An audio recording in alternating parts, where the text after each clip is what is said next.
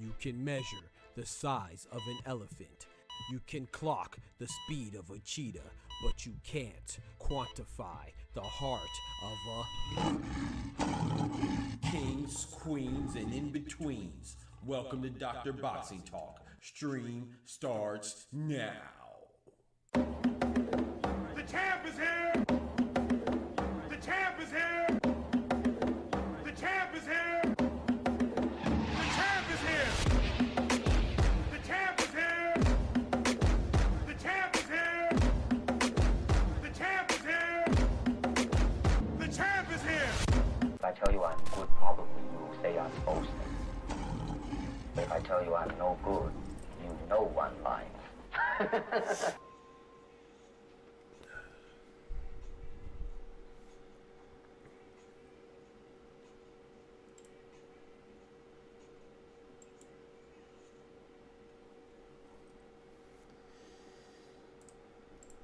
Yes, sir. Yes, sir. Good, great, grand morning to y'all, man.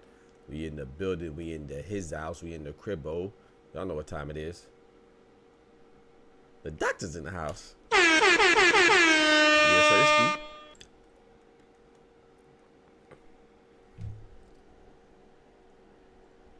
Yes, sir. Yes, sir. Good, great. Hit this quick little roll call, garter snake mentality in the building. What's good, brethren? Good morning. Yes, sir. You know, the BTF, the Boxing Talk family tradition. We got to start off with our prayers, so please join me and bow your heads. Thank you, Lord, for waking us up this bright, beautiful day, Lord. And I know for some of us, it wasn't easy getting up out of bed, rolling out of bed. And some of us, it wasn't even our choice, you know, if we weren't able to, Lord. So we want to thank you for letting us to be able to make it today and be able to approach this day and embrace this day as a new beginning, not necessarily for starting something, but even continuing our current progress on a path with putting our right foot forward, Lord, putting the correct foot forward, and Lord, and let us approach this day with a sense of joy, with a sense of appreciation, with a sense of a satisfaction as far as being blessed and where we're at in our current point in our progress, Lord, and not be overwhelmed by or fearful of things to come, Lord, and just see it as another challenge that we can overcome that'll make us stronger and make us more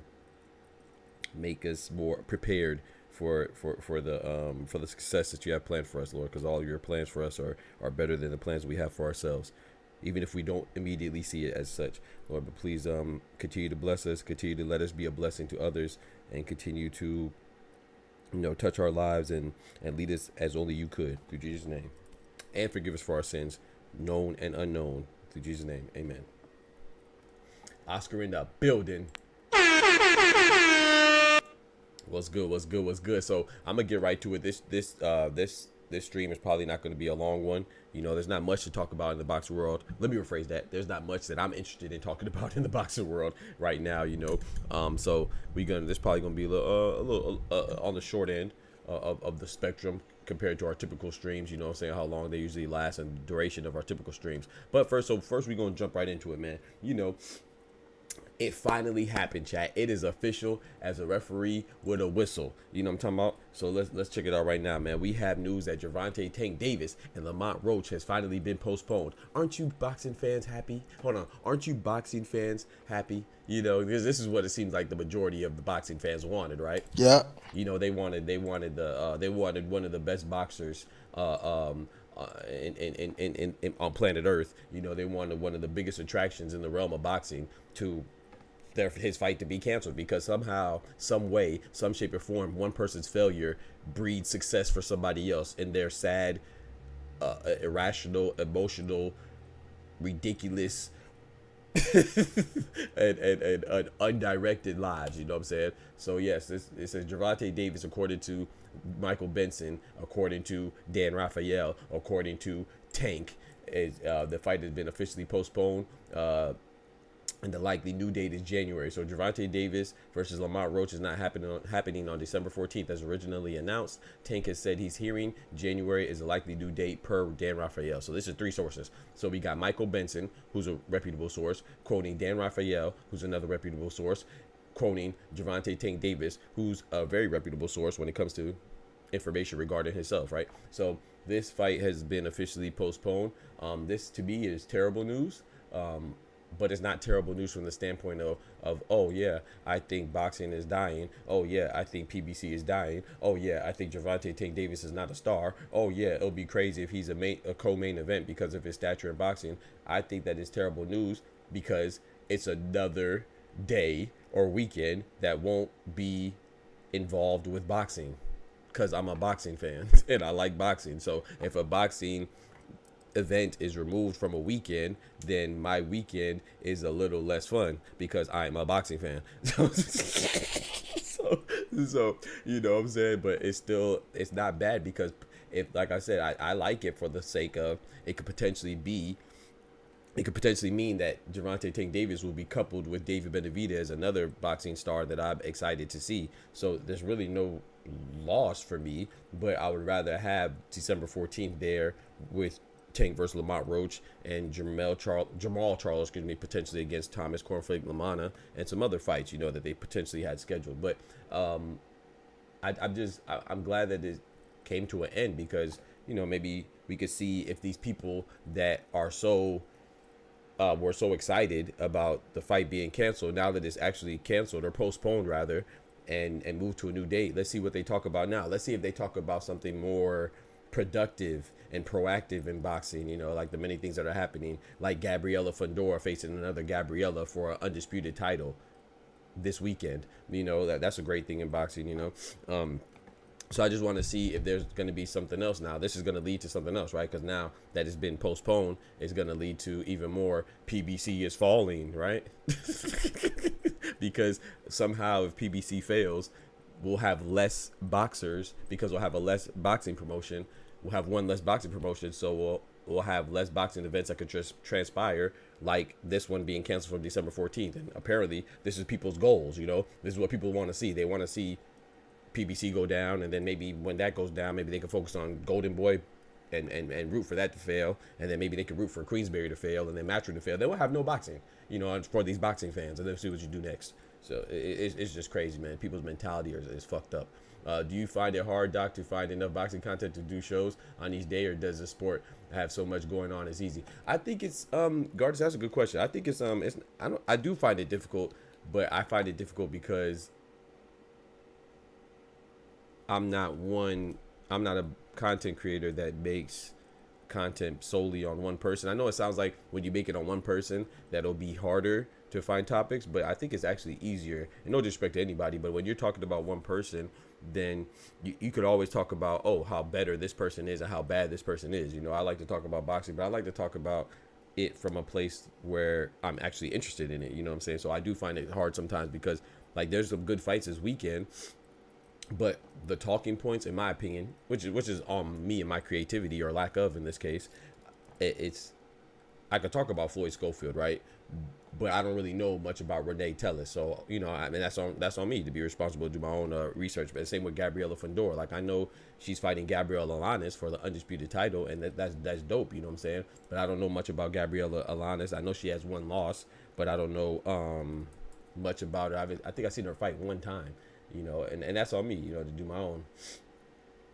my own research and stuff like that. But I do find it difficult to find something interesting in what I feel not really interesting for me, because like you see me, I watch Alfonso Gomez interview by Alfonso Gomez. When was the last time we heard about him? I'm interested in that, but I think it's difficult to find stuff that other people would be interested in as well. But I have to do a better job at making what I'm interested in interesting to others. You know what I'm saying? So I think it all falls on me at the end of the day. But so they have an undisputed title fight at flyweight this weekend. I think that's a big deal. I just think Tank versus Roach, the DMV area, don't get why Houston was on tip. But yeah, I don't understand Houston either, but I don't really care. I wasn't going, whether it was in DMV, whether it was in Houston or Hawaii, I wasn't going anyway. So as long as they got a camera, baby, I'm good. As long as it's broadcasted on a platform that I could access, I'm cool. So, but yeah, I don't get it either. So yeah, I don't get it either. But I think that I think this is good just to get it behind people. And like I said, I don't think it's an issue. I mean, events get canceled all the time, but people, like I said, people like to exaggerate things when it happens to certain people that they don't like or they want to tear down. You know what I'm saying? Which is a perfect segue to my next topic, man. Anthony Alasquaga versus Jonathan Gonzalez. Guess what, Oscar? We watched this fight. Remember, it was on October 14th. That was the same day that Junto Nakatani fought, 2 days after Artur Beterbiev and Dmitry Bivol fought, right? It was that weekend where we had a lot of fights. We had Artur Beterbiev and Dmitry Bivol on the 12th. We had Takuma Inoue versus Seiya Tsutsuni on the 13th. And we had Junto Nakatani versus, who did he fight? CP Freshmart on the 14th. You know why we know that? Because we actually watched boxing. But anyway, so on the 14th, Anthony Alasquaga, he fought Jonathan Gonzalez, in Japan. And if you remember, don't worry, I'm here. If you don't remember, don't worry, I'm here. I'm here to refresh your memory. On the 14th, yeah, boxing content be like Tank can't sell like he did with Ryan. Exactly. Like that's the highlight of their day. But yeah, so he fought Jonathan Gonzalez, right?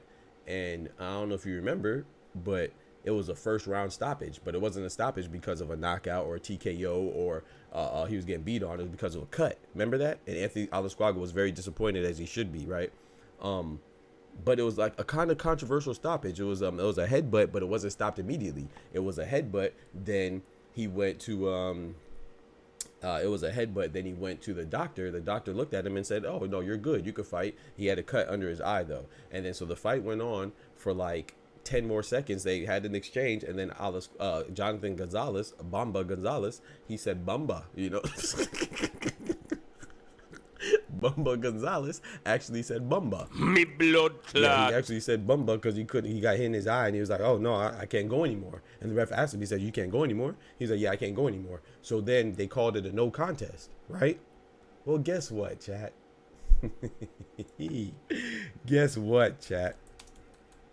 Guess what transpired after that, chat?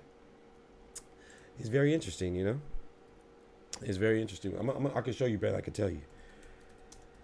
I can show you better than than I can tell you. Yes, look at this right here. Yes. Look what this says, chat. Anthony Alasquaga versus Jonathan Gonzalez. Updated as in changed to TKO. You know what that means? The bout initially went into the books as a no contest. That sounds familiar. Let's see if these content creator hype trains that are so mad about Devin Haney because he's the only person on earth, he's the person that trailblazed appeals. He's the person that trailblazed going to commissions and contesting the decision of a bout. He's the person that pioneered appeals, right? No one else has done it in the history of boxing, right?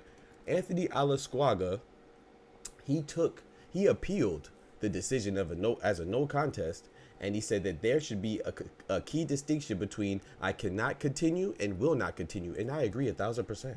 I agree 1,000%. So per the Japanese Boxing Commission, they overruled it. And now, as you see here, it went from a no contest to a TKO victory in favor of Anthony Alasquaga. And I'm not mad at that. But I will say this. There's a lot of people that are mad at Devin Haney that should be mad at this. Because according to them, they don't know why things get overturned. Tim Bradley, the Hall of Fame boxer and Hall of Fame boxing contributor, he doesn't know why things are overturned, right? So you should be mad, right? Oh, also, if that's not good enough, Vladimir Shishkin, who just lost to, let me show you. I can show you these things better than I could tell you, bro, because I actually watch boxing. Let's see this. Vladimir Shishkin,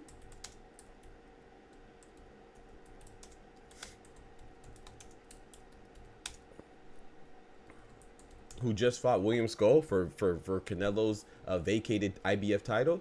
Oh, what does this say right here? What does it say right here, Oscar? We could read, right? Attorney files appeal to overturn and review the Vladimir Shishkin defeat to William Skull. Damn. That's two different appeals in consecutive weeks. Back to back. Damn.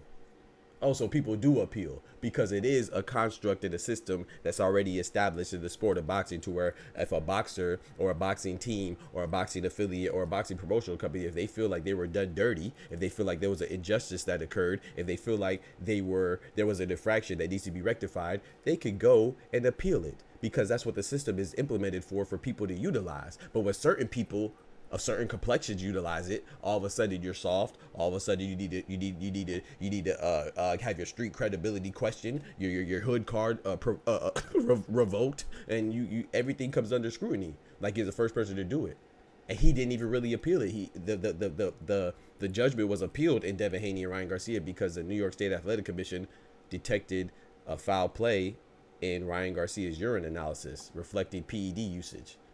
That had nothing to do with the Devin Haney appeal.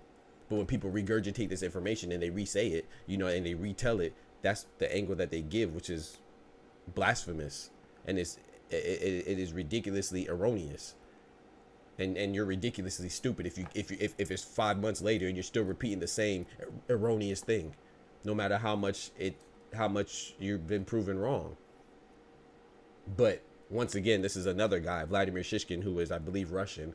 He's appealing his loss to the Cuban fighter William Skull at the 168-pound division. Where's all the people that are mad? So my point is, if you're not mad at Vladimir Shishkin, you're not mad at Anthony Alasquaga for actually getting it overturned. If you're not mad at them, then that makes me even more inclined to say that you're not really mad at what's happening. You're mad at what it's happening to. So you're not mad about a fight being appealed or a result being overturned. You're mad at the person that's doing it. So why are you so mad at the person that's doing it? Because if you're not mad at the person that's doing it and you're just mad at the process, you should be mad at Anthony Alasquaga, right? Boxing content creators. If you're not mad at the process, I mean, if you're not mad at the person, you're mad at the process, you should be mad at Vladimir Shishkin, right? And you should be confused by the fact that it was overturned, Anthony Alasquaga versus Jonathan Gonzalez was overturned, right? Tim Bradley, you should be mad. You shouldn't be mad. You should be confused because you said you're confused as to why Ryan Garcia's win was overturned to a no contest. So you should also be confused as why Anthony Alasquaga's no contest was turned into a win. Since you're confused about how boxing works, being a Hall of Famer on both sides of the spectrum, as a fighter and a participant and a contributor and a writer. I mean, I'm just asking these questions, right? It's common knowledge, right? You should be confused, right? Because you said you're confused. You don't understand. Verbatim is what you said. I quote, I don't understand why it was overturned. So if you don't understand why it was overturned, you should also question this, because this is boxing, right? You participate in the sport of boxing, not just a sport of tearing down another person because you don't like them. I don't even like Devin Haney, but I love being correct, and I love being right, and I love the truth, man, and I love boxing. I love boxing, bro. So I'm gonna take it upon myself that every time somebody appeals something, I'm gonna point it out, and I'm gonna reference the Devin Haney Ryan Garcia situation. And everybody that talked down and said that this never happened before, well, in the last 2 weeks, it happened twice. It happened with Vladimir Shishkin and William Skull, and it just happened with Anthony Alasquaga and Jonathan Gonzalez. Where's the uproar? This is what happens when you're excuse my French, you're a real nigga, man. And the primary job of a real nigga is to always point out a bitch nigga. That's the primary job. It's like a lion, right? A lion exists not just to take care of its pride and extend its lineage. You know what I'm saying? It's also to let a gazelle never forget that it's a gazelle. It's also to let a warthog never forget that it's a warthog. Why? Because if you see me at the water hole at the same time as a warthog, I might just eat your whole belly out. So you always got to be on notice. So when you a real nigga, you always got to point out the actions of a bitch nigga. And there's a lot of bitches walking around this gosh dang YouTube boxing content creation landscape claiming that they real. And they're a bunch of bitches. And every time you see them, if you don't respond like this, Nigga, you's a bitch! you might be one of them bitches too. I'm just saying. I'm just saying. If you don't respond like that, you might be one of them bitches I'm talking about. I'm just being honest, man. And also too, you know, I've been seeing there's some other people with alternative accounts that are trolling people. You know, I will also say this too. I don't care if you're President Obama. I don't care if you're my granddaddy. If you have an alternate account to mask your identity, you're also a bitch. You know what I'm saying? And when you see them, you should say, Nigga, you's a bitch! and if you don't respond like that, it's probably because you a bitch ass nigga too. I'm just saying. Let me get back to it, man. My guy Czar in the building. He said, Ohiagu said Showbiz needs to see this because he was clowning Haney too. Oh, okay, yeah, I don't watch that channel. I don't really. Shout out to him. I know he's a big boxing channel, but anybody, I mean that for anybody. I don't care if it's like I said, I don't care who it is. If whatever I said is applicable to anything, anybody, that's on them. I don't take nothing back. If it's applicable to Showbiz, and he's a bitch too.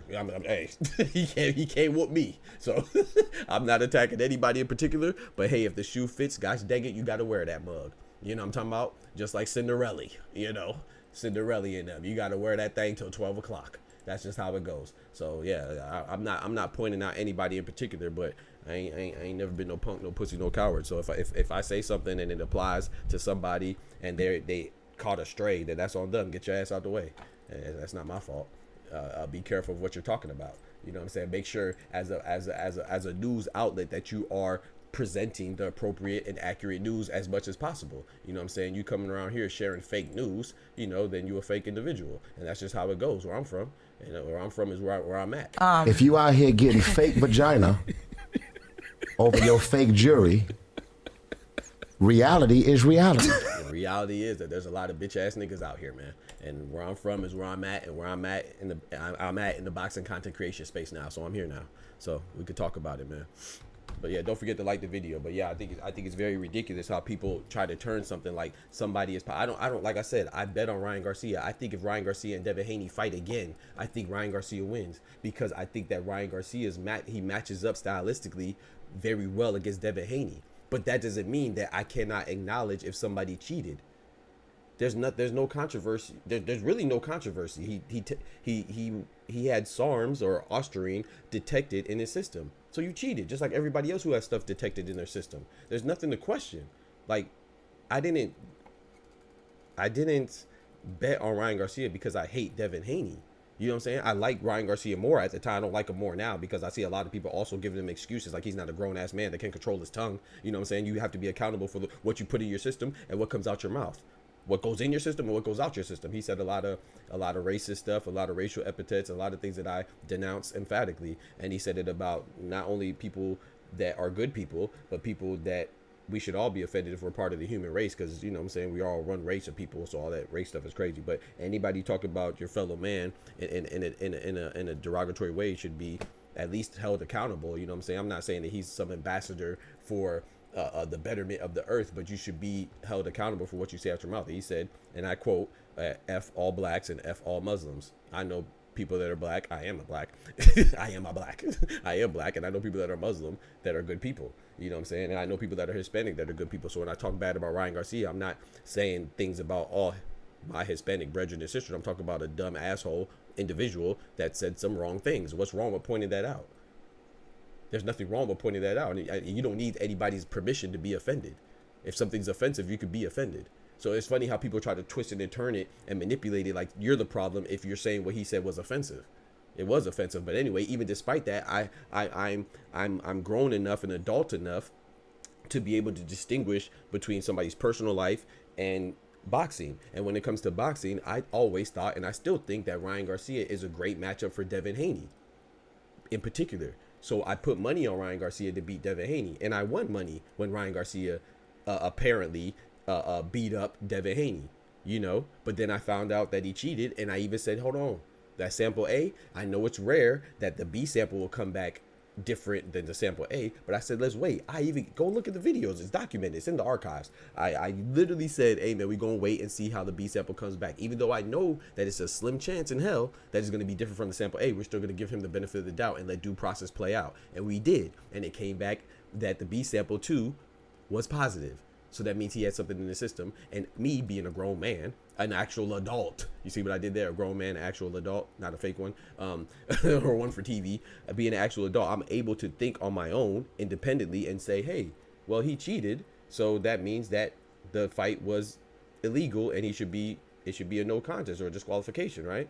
So, and that's what transpired. That's what I said would happen, because we've seen this before. Keyshawn Davis had a banned substance, not a PED. He had a banned substance in the state of Texas, which is marijuana, in his system during the night of the fight against Nahir Albright. He won, but then it was overturned to a no contest because it was a banned substance in the system, and that banned substance was cannabis. That's not a PED. That's not even a performance enhancing drug, but it was still enough because it's on the banned substance list in Texas to be overturned.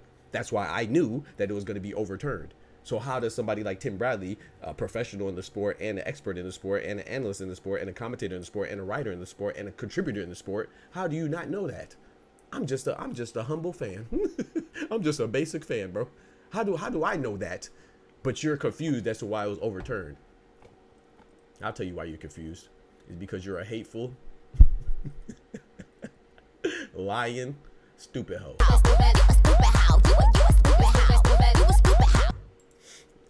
.com said, get that money back. You gotta catch me. I ain't giving it. I'm not going. That's dirty money. Hey, if Diddy could get that dirty money, I could get a little bit too. You know what I'm talking about? A lot of people get dirty money out there, man. I'm just trying to join the party. No Diddy. No Diddy. You feel me? So, but yeah. So I just think that when people do a lot of disingenuous things, you got to question their motives. And I will say this too, man. You fool me once, shame on me. But if you fool me twice, that's shame on you. Or sorry, if you fool me once, shame on you. If you fool me twice, shame on me. So if you keep getting led astray by the same donkeys, then you keep following the same donkeys, then that's on you. So enjoying the content that I appreciate your cool breeze in the building, my guy. Ohiagu says facts. Big facts, bro.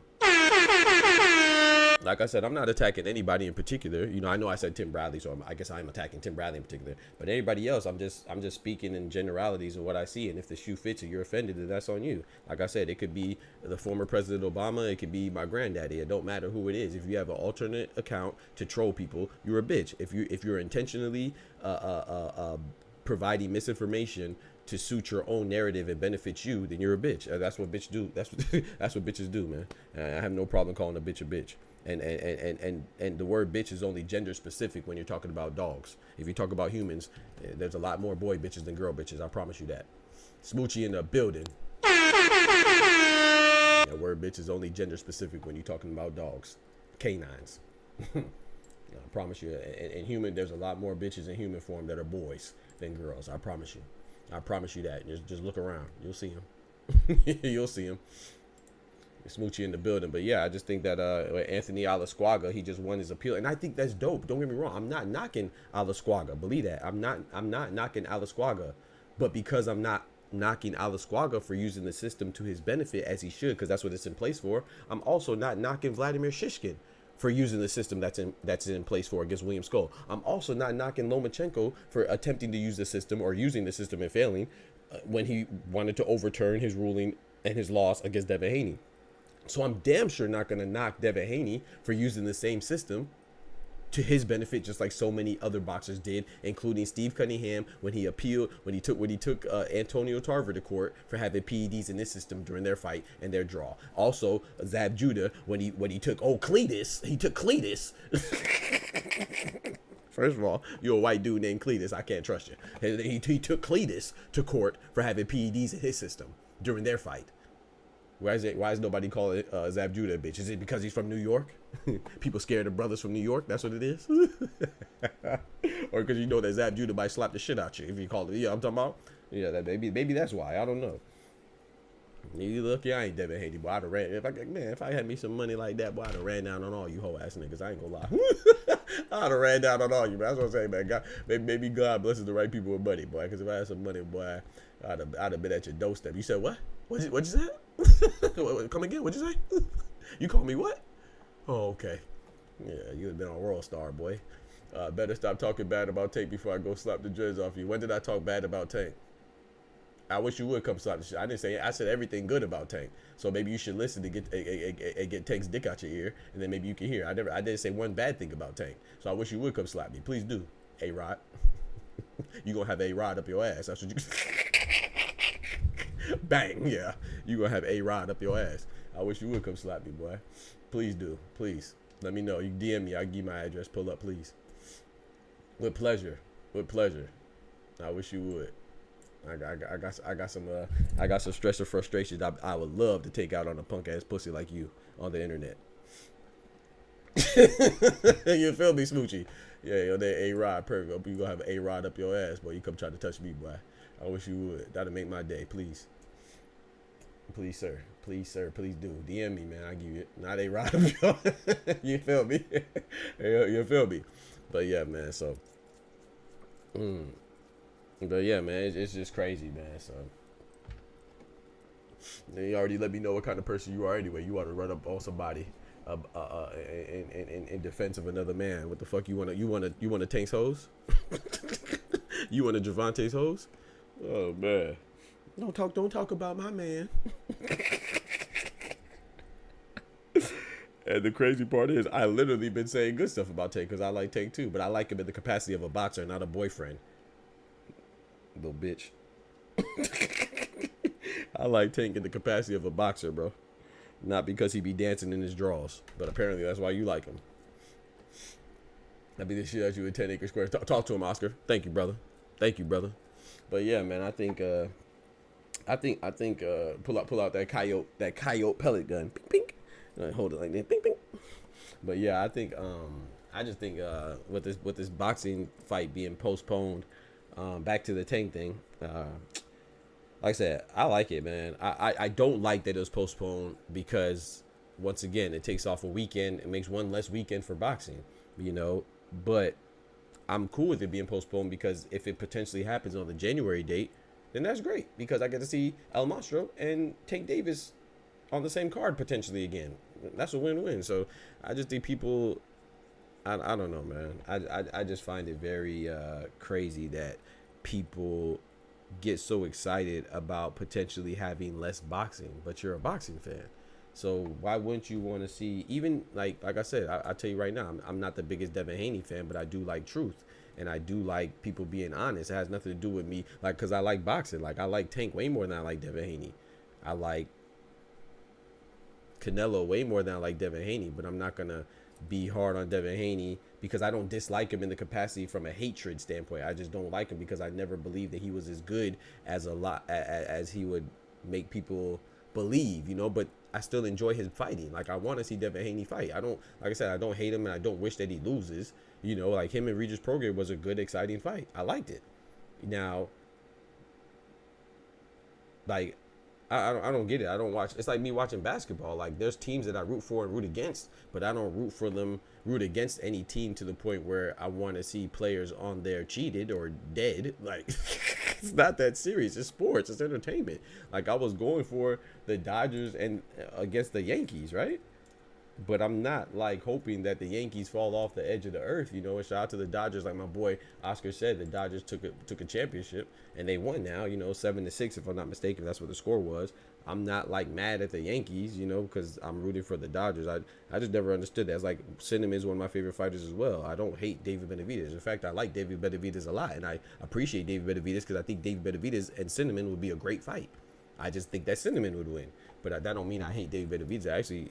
I don't understand how people don't like David Benavidez. To me, he is what you want boxers to be like, right? Like, he is to be him, and guys like Errol Spence and guys like Terrence Crawford, to me, those are like, they're like the epitome of what you want from a boxer, you know, because they demonstrate the ability and they demonstrate the desire to want to be the best and fight the best. you know. So I like Dave Benavidez for that, and I appreciate him for that. You know, I just like cinnamon too, so I never feel compelled to pick a side. Like, but and again, I don't know. You know, I don't think that there's a very few people that like boxing in the same capacity I like boxing. You know, and shout out to Oscar, he does too. So yeah, man. He said, I don't mind it because it'd be a better, yeah, it's a better card potentially, bro. You know what I'm saying? It's a better card potentially, but at the same time, like I said, I was looking forward to December 14th. I was looking forward to December 14th as well. So it's all good. Like either way, I just don't like, I don't understand why people are happy that less boxing is potentially happening. So, but we'll see how it goes, though, man. We'll see how it goes.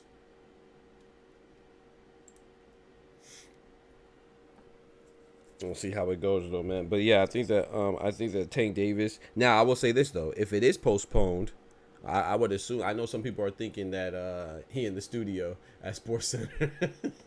He said, "What? Yeah, you get your background like that." I started the channel as well. Hey, congratulations, bro! I wish you the best with your channel. Yeah, hard work and dedication, man. But yeah, I think that yeah, I'm in the studio. I think that Tank versus Lamont Roach. Now I will say this though: if it is postponed till January, it makes you wonder if there won't be another more suitable opponent for Tank than Lamont Roach in that time span.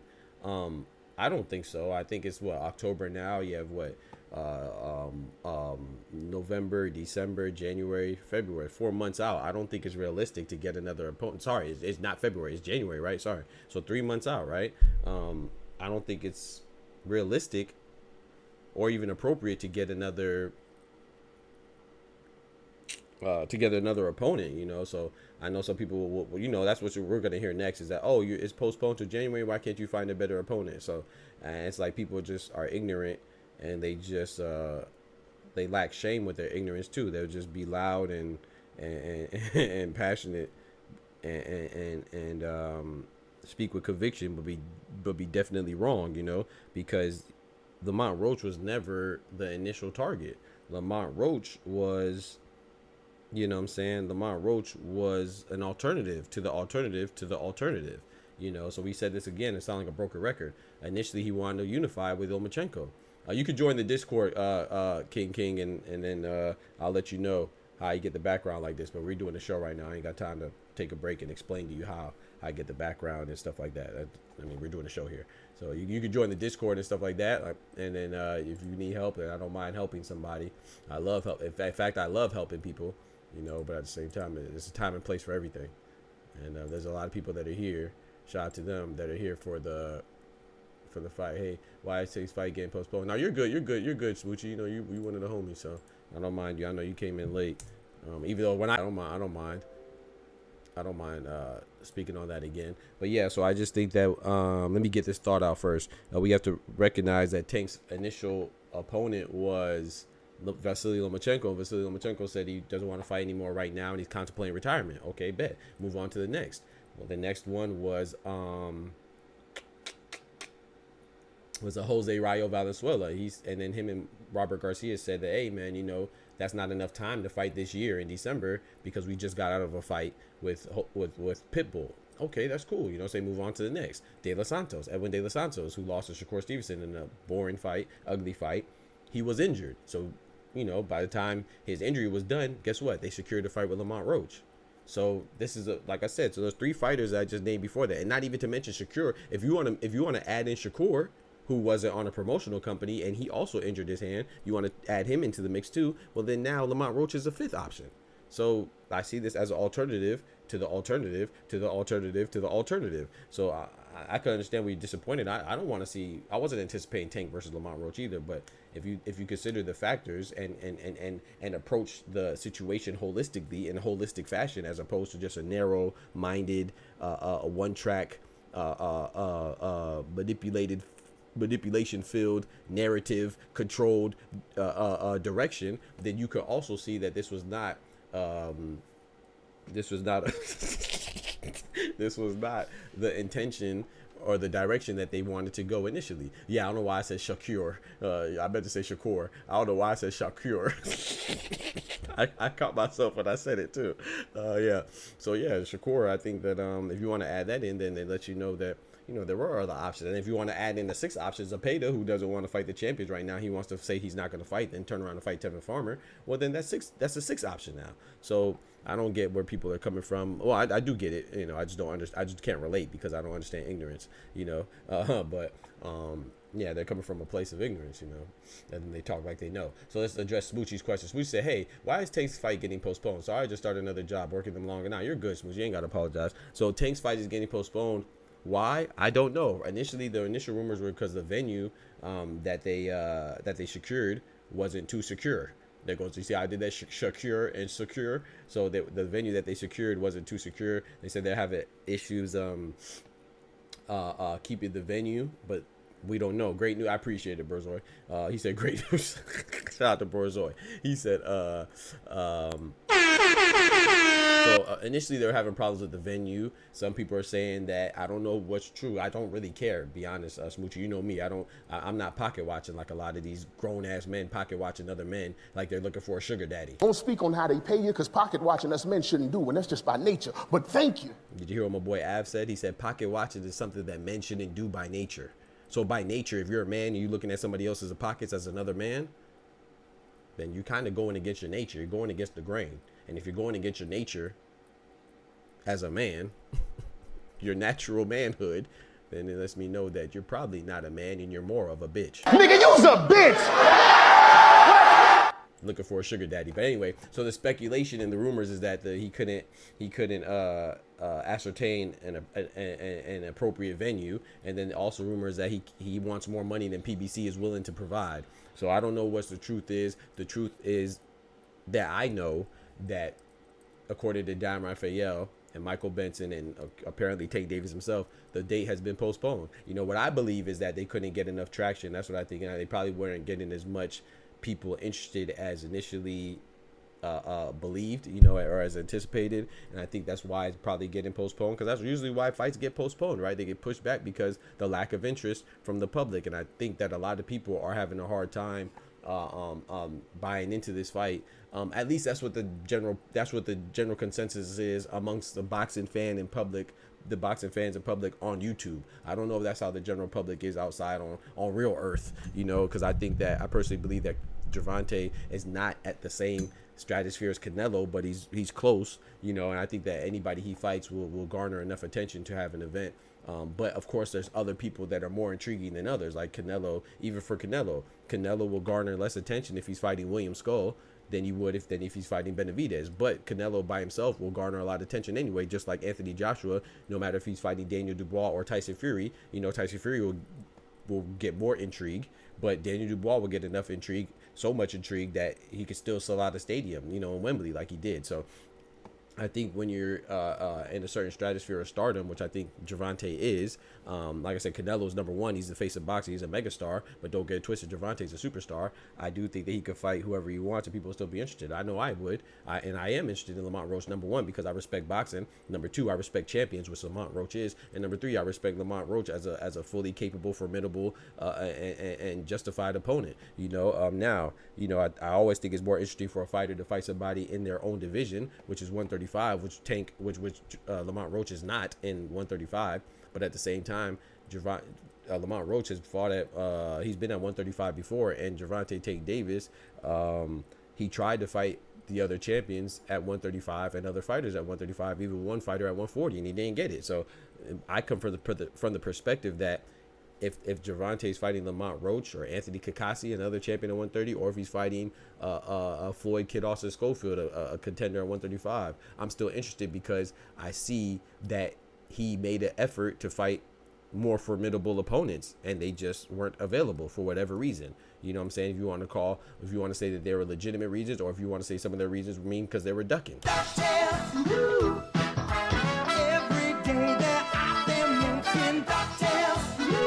Whatever you want to call it, if you want to say they were ducking or it's a legitimate reason, the fact is they're not available, and that's the truth. And so the truth is that Lamont Roach wasn't a priority. It just happened to be like that. And like I said, I come from the perspective of that whether it's Naya Inoue fighting TJ Doheny or Tank fighting Lamont Roach, neither one of those fights are fights that I thought were intriguing. But I like boxing, and I like Naya Inoue, and I like Gervonta Davis, so I'd rather them fight somebody that I wasn't expecting than not fight anybody at all. And I don't understand how a lot of boxing fans, or people that call themselves boxing fans, don't feel the same way. But a lot of people will enjoy being ignorant and going out there yelling, oh, I wish Tank would fight Shakur. Shakur's hurt and not available. Oh, I wish Tank was fighting Lomachenko. Lomachenko turned it down. Oh, I wish Tank was fighting De Los Santos. Oh, De Los Santos was also injured. So you can wish all you want, but you can also put actions behind your wish and find out why your wish isn't coming true. It's probably because you're wishing on some dumb shit. You're wishing on something that's unrealistic. How can you fight? You want him to fight somebody that's injured? You want him to fight somebody that's unavailable? You want to fight somebody that's contemplating retirement? He can't do that.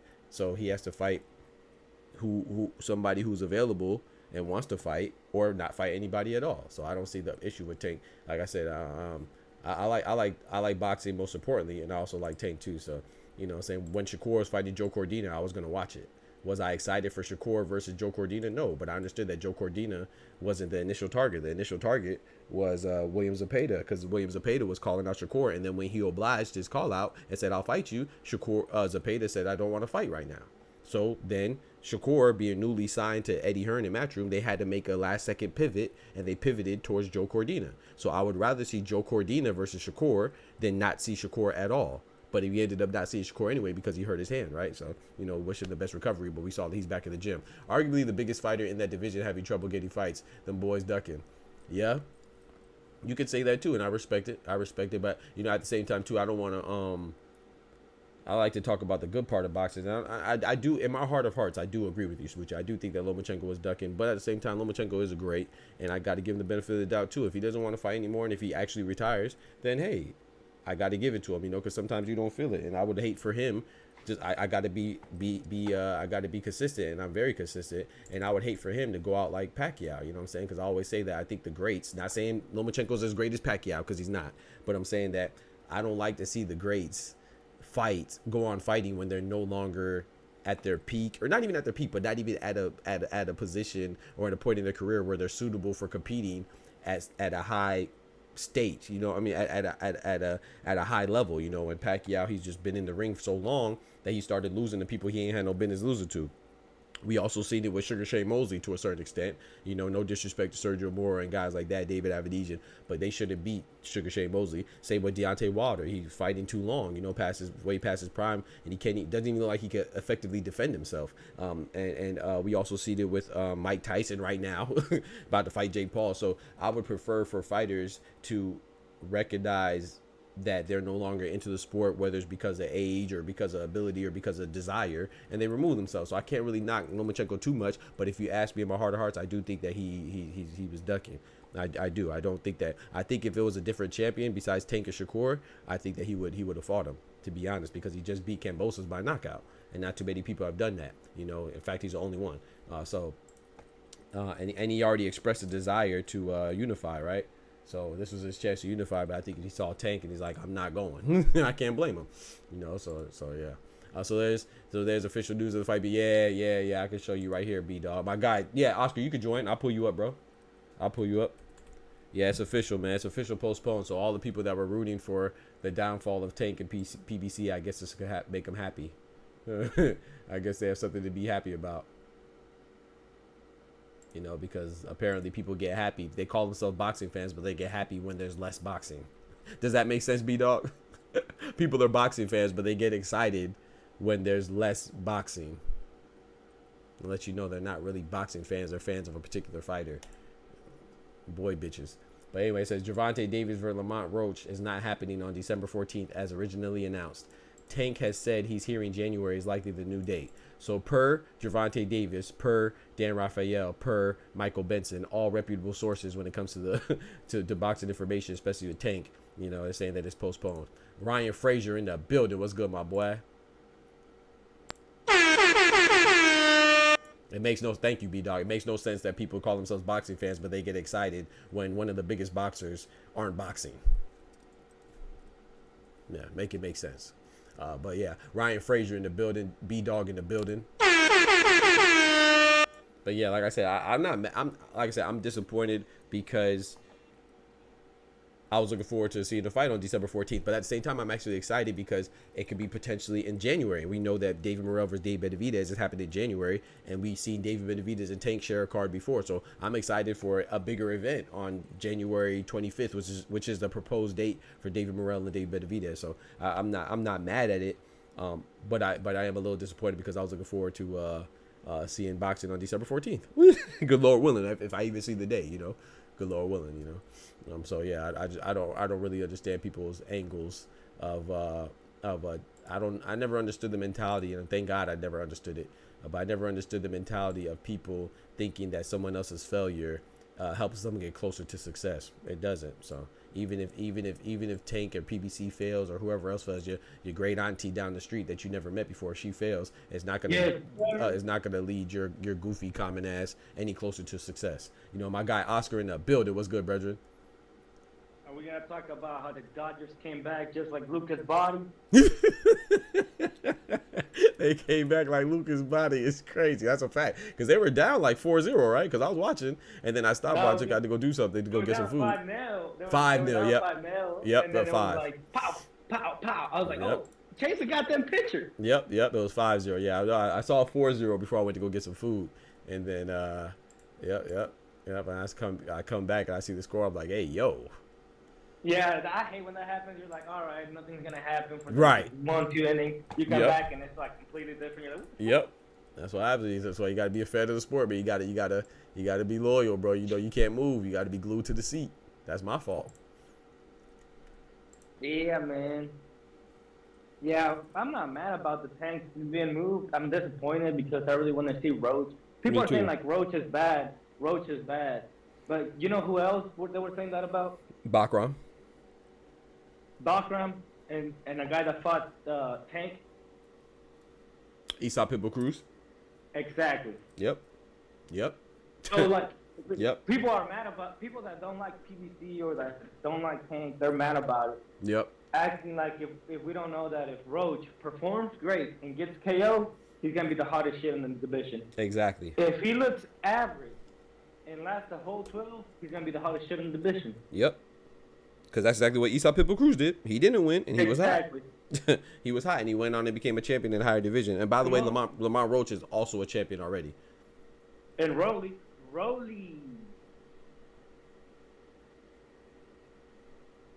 got KO, but what they were saying, he was winning the whole fight. He was winning the whole fight until he did it. Yep. And he was hot. He was hot for a minute.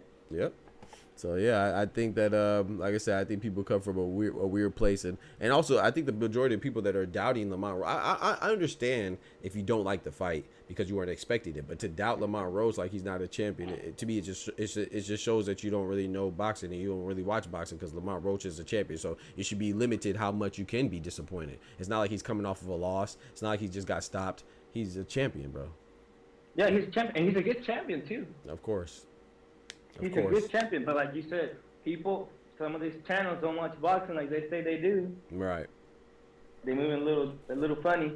Moving a little funny with the money. He said, I just hope they don't replace Ramon. Yeah, I was thinking that too, but I don't know. 1 month isn't too bad, but I would have liked to see Tank round out this year and then shoot for 2 or maybe 3. Yeah, exactly. That's what I was hoping. I was hoping he'll get another fight. That's why I don't understand the mentality. It's like, bro, don't you want your fighters to be more active? And they complain, oh, well, Tank isn't active enough. And then when Tank tries to fight his 5th option, in Lamont Roach, they don't want the fight because they think the fight is trash. Meanwhile, Naya Inoue, everybody was sitting pretty and not complaining about him fighting TJ Doheny. Well, Lamont Roach is a much more qualified opponent for Tank than TJ Doheny was for Naya Inoue.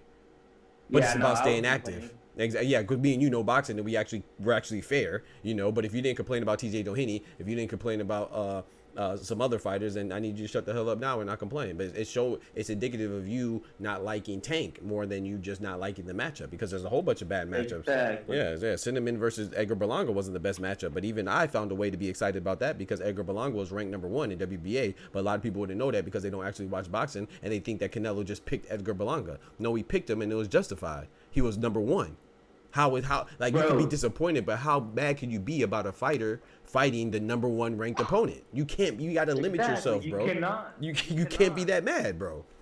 You cannot. You cannot be mad. That's a good fight. That's just building legacy. Exactly. I mean, you got the titles, and you're retaining the titles. You're defending the titles. What was he? It's one thing Was he number one? Oscar, my bad. I know I already said it, but was he number one ranked? Edgar Berlanga against Canelo. Oh, yeah. What was he? Was he undefeated? Yeah. Oh, okay. Oh, okay. Oh, okay. So he fought an undefeated number one a ranked opponent, but we mad. Yeah. Oh, okay. 16 one-round KOs. Oh, okay. 16 straight? 16 straight. Consecutively in the first round? Yes, sir. Dang, Mike Tyson didn't even do that, did he? Nah. Dang. And Canelo fought that guy, people were mad? Yeah. Damn. Damn. I don't know how. Hey. He said. But he it's said, like, oh, my bad. no, go ahead, bro. But it's like you always say, like if that other guy wasn't there, they wouldn't be complaining about it. Facts. But the thing I don't like about this being postponed is that 135 is already in the chokehold. Yes. Why are you gonna hold it back even one? I know it's 1 month, but 1 month, 1 month. Yeah, 1 month, and like you said, not you, but B Dog said 1 month isn't too bad, like you just echoed as well. But it's still like it would be nice to just even have Tank, even just to say, hey, I fought twice this year. You know what I'm saying? Like that's just kind of, you know, it just looks better to me. You know what I'm saying? You got Naya anyway potentially fighting 3 times, assuming that Sam Goodman doesn't, you know, nothing goes wrong with that fight. He'll be fighting 3 times. You know, Canelo fought twice. It'll just be, it's like I said, I just like the frequency of seeing fighters. Like even Terrence Crawford, I wish he would fight another time, but I know he's getting older and stuff like that. So aren't we all? But yeah, it's just nice to see the good fighters and the big attractions fight more time. I think it's good for the sport. Good for the sport. You know, it's gonna sound crazy what I'm gonna say, but how do you justify Tank being in a pound for pound list now? Yeah, one time a year is, hey, it gets more difficult, right? I think that because I do factor in activity, I do, but I think it's justified because of to me he's like a better BF situation, and this is why I was talking that stuff about how highly people rate Beterbiev.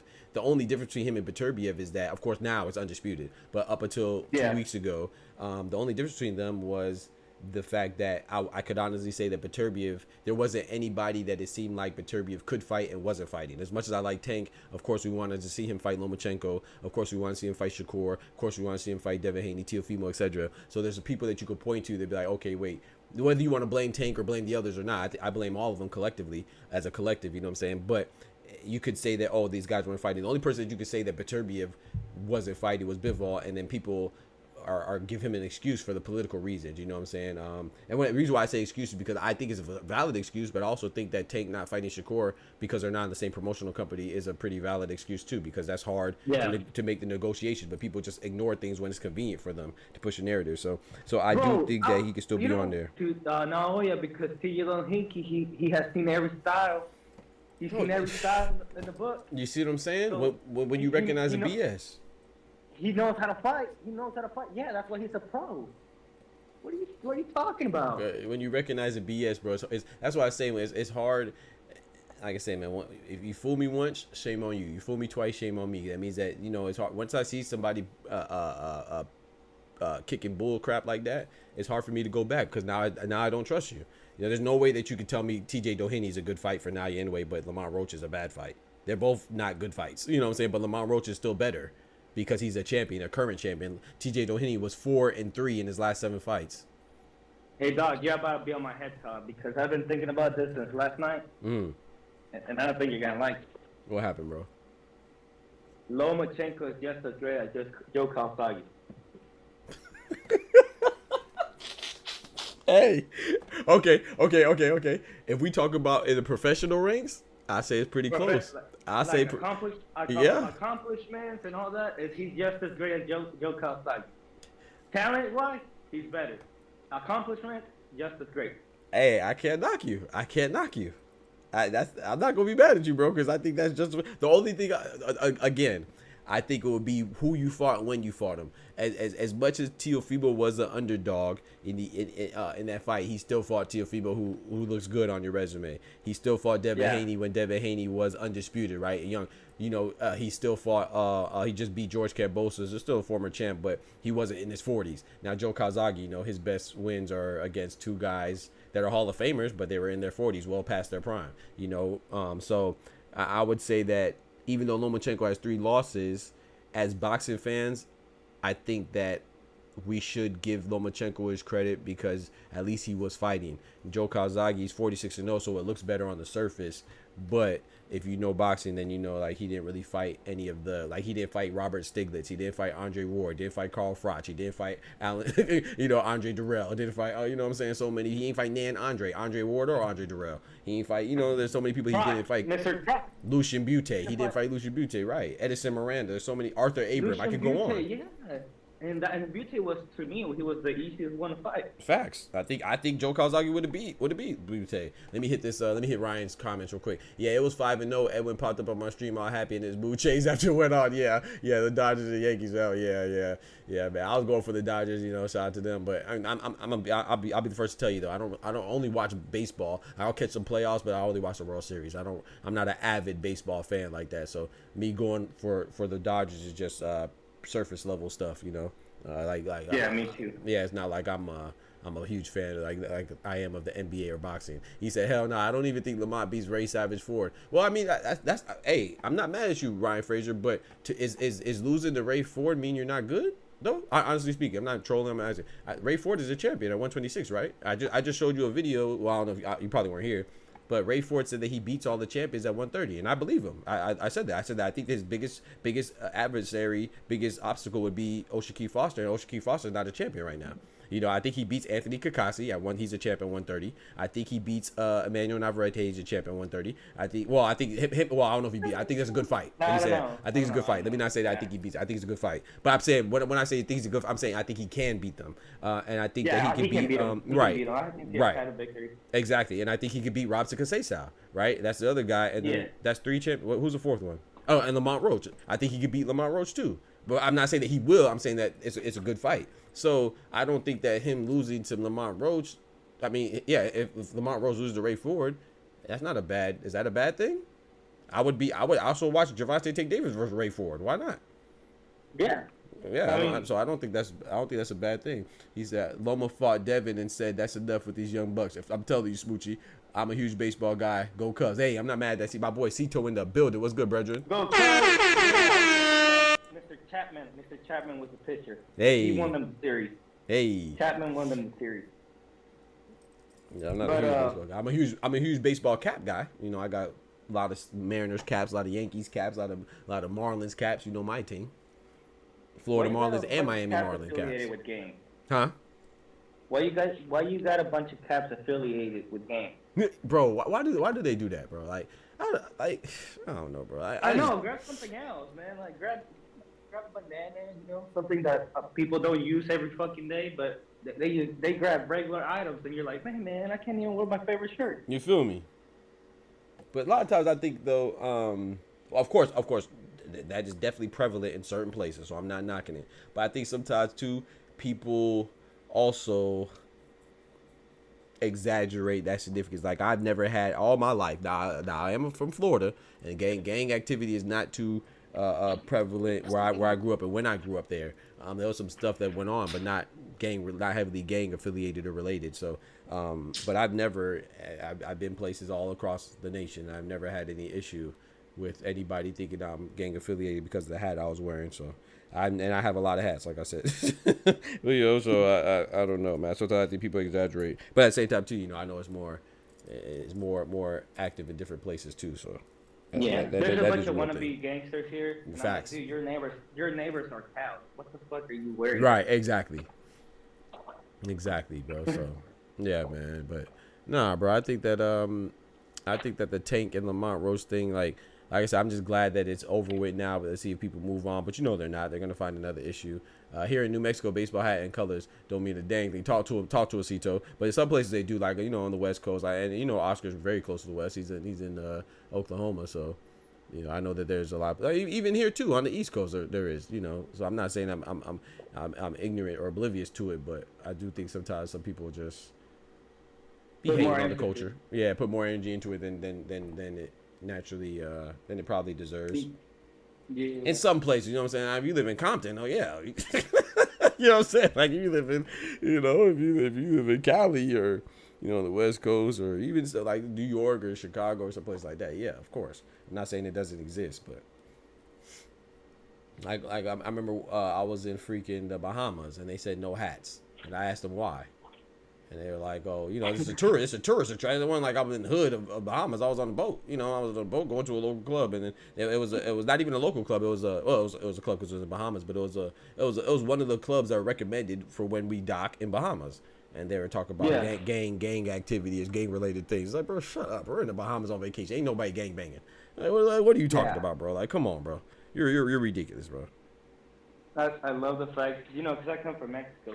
And like like it was hot when I was over there because I live in the border, like we're just right in the border. Right. And border towns are always hot. It just so happened that I lived there and it was the hottest that it's ever been. And then I get here and they were like, "Oh, don't look at them. They're dangerous." I'm like, "You know where I come from?" Right. He said, "You know where I'm from, bro. I am, bro." What Simba say? He said, "I laugh in the face of danger." Yeah, I was like, danger. I am danger. But yeah, man, I think to close out the Roach thing, and my part is like, I don't mind, like I don't like that gets postponed because, like I said, it's just gonna make it. That division is the more like nobody's fighting nobody in that. Yeah. Yep. Let's and pull postponing it 1 month. I mean, you got Tank as the only active champion right now. Yep. Yeah. Facts. He's the only active one. That's a fact. So it's like it just. And now he's inactive. More, yeah, it's just putting more restraint on that division. Which that division, if there was a category for like disappointing or like, you know, something like that, that division was fit because nobody fought nobody. I agree. Like Shakur right now, he's injured, just coming off an injury. Gervonta Davis, he can't fight because nobody's available. Vasily Lomachenko, he's contemplating retirement. Dennis Berinchyk, I haven't heard from him. We need to put an APB out on Dennis Berinchyk. I don't know where he at. He in Kingsbury somewhere. And then Williams Zepeda, who's the number 1 in all fours, fighting Tevin Farmer. Raymond Murtaugh is fighting. I can't remember the guy's name right now. Forgive me. He's fighting this weekend, though, so that's good. He's fighting Oshaki Foster, Robson Casesa undercard. Floyd Schofield's fighting this weekend. I believe he's the undercard, but I'm hearing that he's the main event. I don't know. He's fighting Renee Tellez. I don't know because, in my opinion, I'm sorry, no disrespect to anybody, but as a boxing fan, I feel like anytime an undisputed fight is happening, that should be the main event. Unless there's another undisputed fight happening. And Gabriela Fundora versus Gabriela Unlanis, the Gabriela on Gabriela crime, that fight is for undisputed at flyweight. I don't care if it's males, females, whatever it is, old, young, you know, I don't care. It should be the main event. If Mike Tyson and Jake Paul is the main event in 2024, I think Gabriela Fundora and Gabriela Unlanis being undisputed flyweight title at stake should be a main event, in my personal opinion. I like Floyd Kid Austin, though. But I think that I ain't gonna lie, but if Schofield is the main event, I'd be a little disappointed because it's not like he's got a big name. Right. He's a prospect, and he's fighting a guy that we don't really know a whole lot about. Nope. And he's not even ranked. Right? He's not even ranked in. Well, let me see. Maybe he is somewhere. I don't think he's ranked. I don't think he's ranked. Nah. Because we look at the rankings pretty often here, and I've never seen him. Yeah, facts. Yeah, he's not ranked. So. Yeah, I agree. That'd be weird if he's, in my personal opinion, that'd be weird if he's a main event over an undisputed fight, female or not. Clone in the, okay, I got you, Clone. I'm gonna pull you up. But yeah, so Vasily Lomachenko's not fighting, Dennis not fighting, Shakur's not fighting, and now Gervonta's not fighting this year. So I agree with Oscar wholeheartedly. It's becoming a disappointing division, man. Of course, we want to see Tank versus Shakur. I think that's the biggest fight we want to see, at least for me. I would like to see Tank versus Lomachenko, or Lomachenko has to vacate. And plus he's at the IBF too, so we'll see what IBF does, right? Because, you know, it's the IBF. Oh, speaking of the IBF, we have some news, y'all. IBF strikes again. Yes, bro. Tyson Fury has said he will fight Daniel Dubois on one condition, and that condition being that Daniel Dubois vacates his IBF title. And that might sound ridiculous on the surface, but it's because of this. Let's go back to this right here. Tyson Fury has said, and I quote, how the beep do you not have me in your rankings? And they don't. And I had the same question. Remember, we were talking about the IBF the other day, right? Yesterday. How do you not have Tyson Fury in your rankings, top 15? So I'm not saying that Tyson Fury is right, but I'm saying he's not wrong. He's saying, hey, yeah, he said, I fought for the IBF. I had the IBF title for a short period of time when I beat Klitschko. He's like, they have something personal against me. He said, I would fight Daniel Dubois for a local British belt before I'd fight for the IBF. I wouldn't even accept the IBF belt as a gift.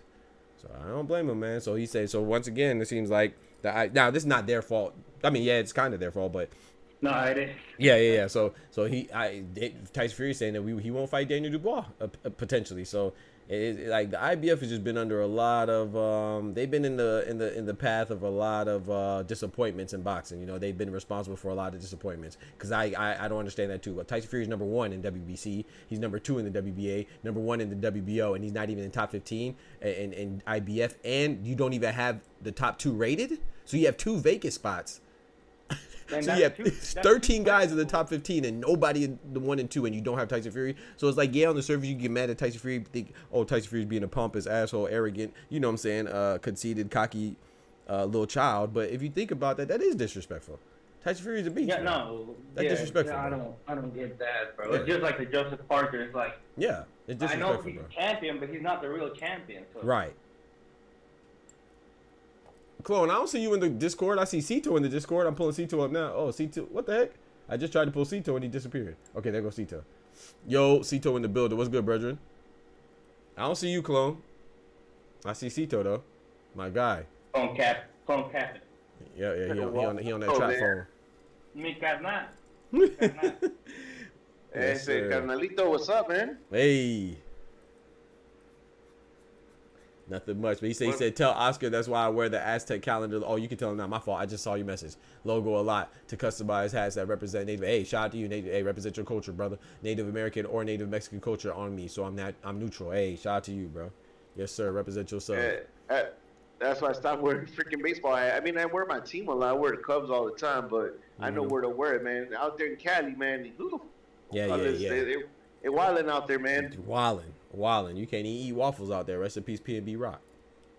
You can't even eat waffles out there, or chicken and waffles, whatever he was eating. Oh yeah, man. LA's a crazy ass little city.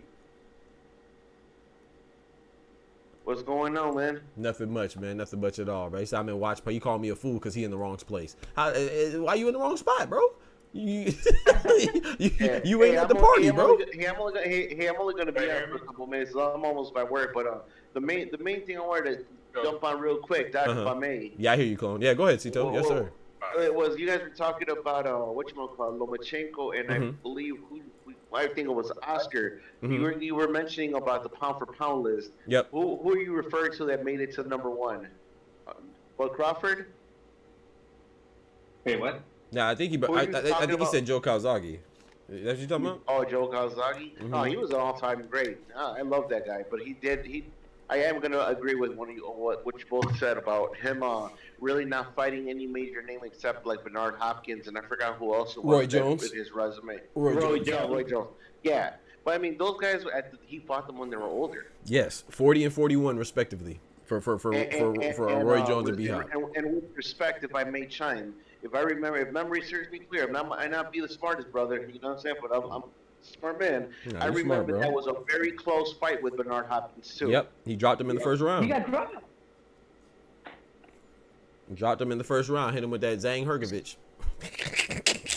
Yeah, but then what happened? What up, y'all? You know, the aggressor was who?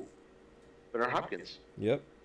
Yeah, you know he did his signature thing where he leads with his head and clinches. He punches, leads, and then clinches. But by that time he wasn't the executioner anymore. Yeah, facts. He was looking to be executed, and Joe Smith obliged.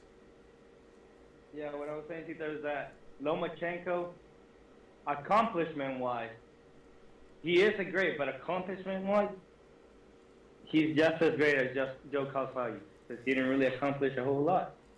Yeah, I'll give you that. I think they hyped him up. I think it was good old Bob Arum. They hyped him up because he was a great amateur, a 2-time gold medalist. Yeah, but when he came up to his first professional fight against Orlando Salido, you know, Yep. He dogged him. I Yep. mean, it was close. Second but one. Okay, it was the second fight Yeah, where he it was took that his second first fight. out. I mean, again, Lomachenko, I feel, kind of got into the game a little later, man. He should have came in years ahead, man. Facts. Yeah. That's And a I fact. remember yesterday when you do it in the morning chat. I remember when I was typing and I said, to me, Lomachenko, once he went up to 135, I mean, he had some good victories, but I don't feel he's the matrix at that weight class. I feel the agree. lower weight class at 130, that's where he was really shining. His footwork, his hand speed, his angles. You could just tell his ring IQ was very crisp. Once he went up to 135, like, okay, he had some significant wins, like Jorge Linares. He fought, some pretty good names, but again,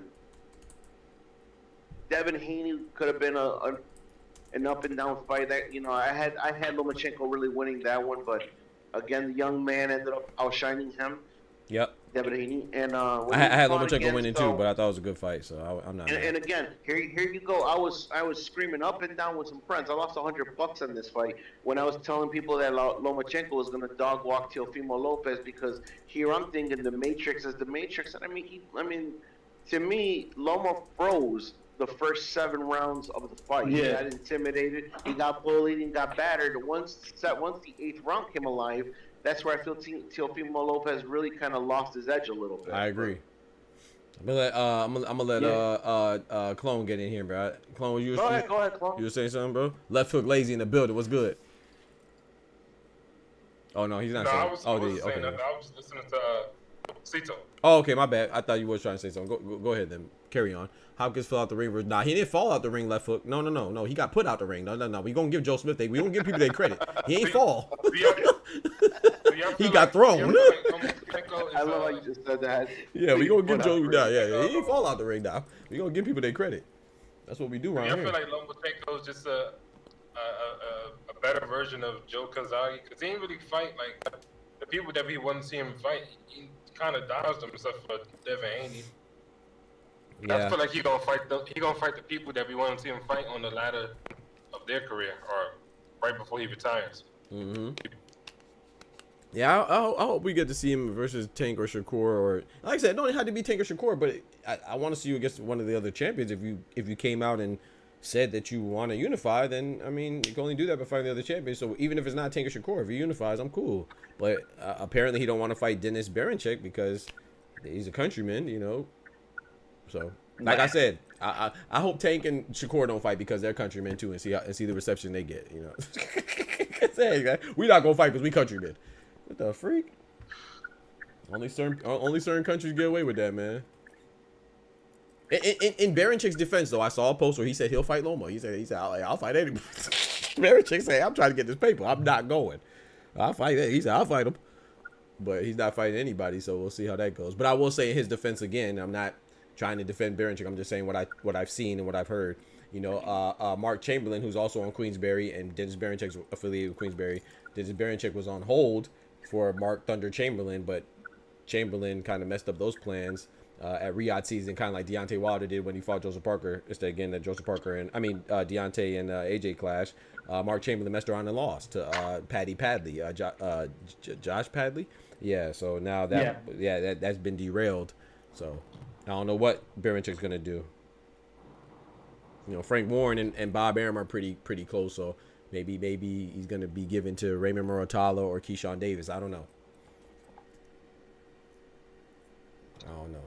So I kind of know what's stopping Loma from fighting everyone else, because I think he's afraid of losing. But what's stopping everyone else from fighting each other? Is it just the promoters?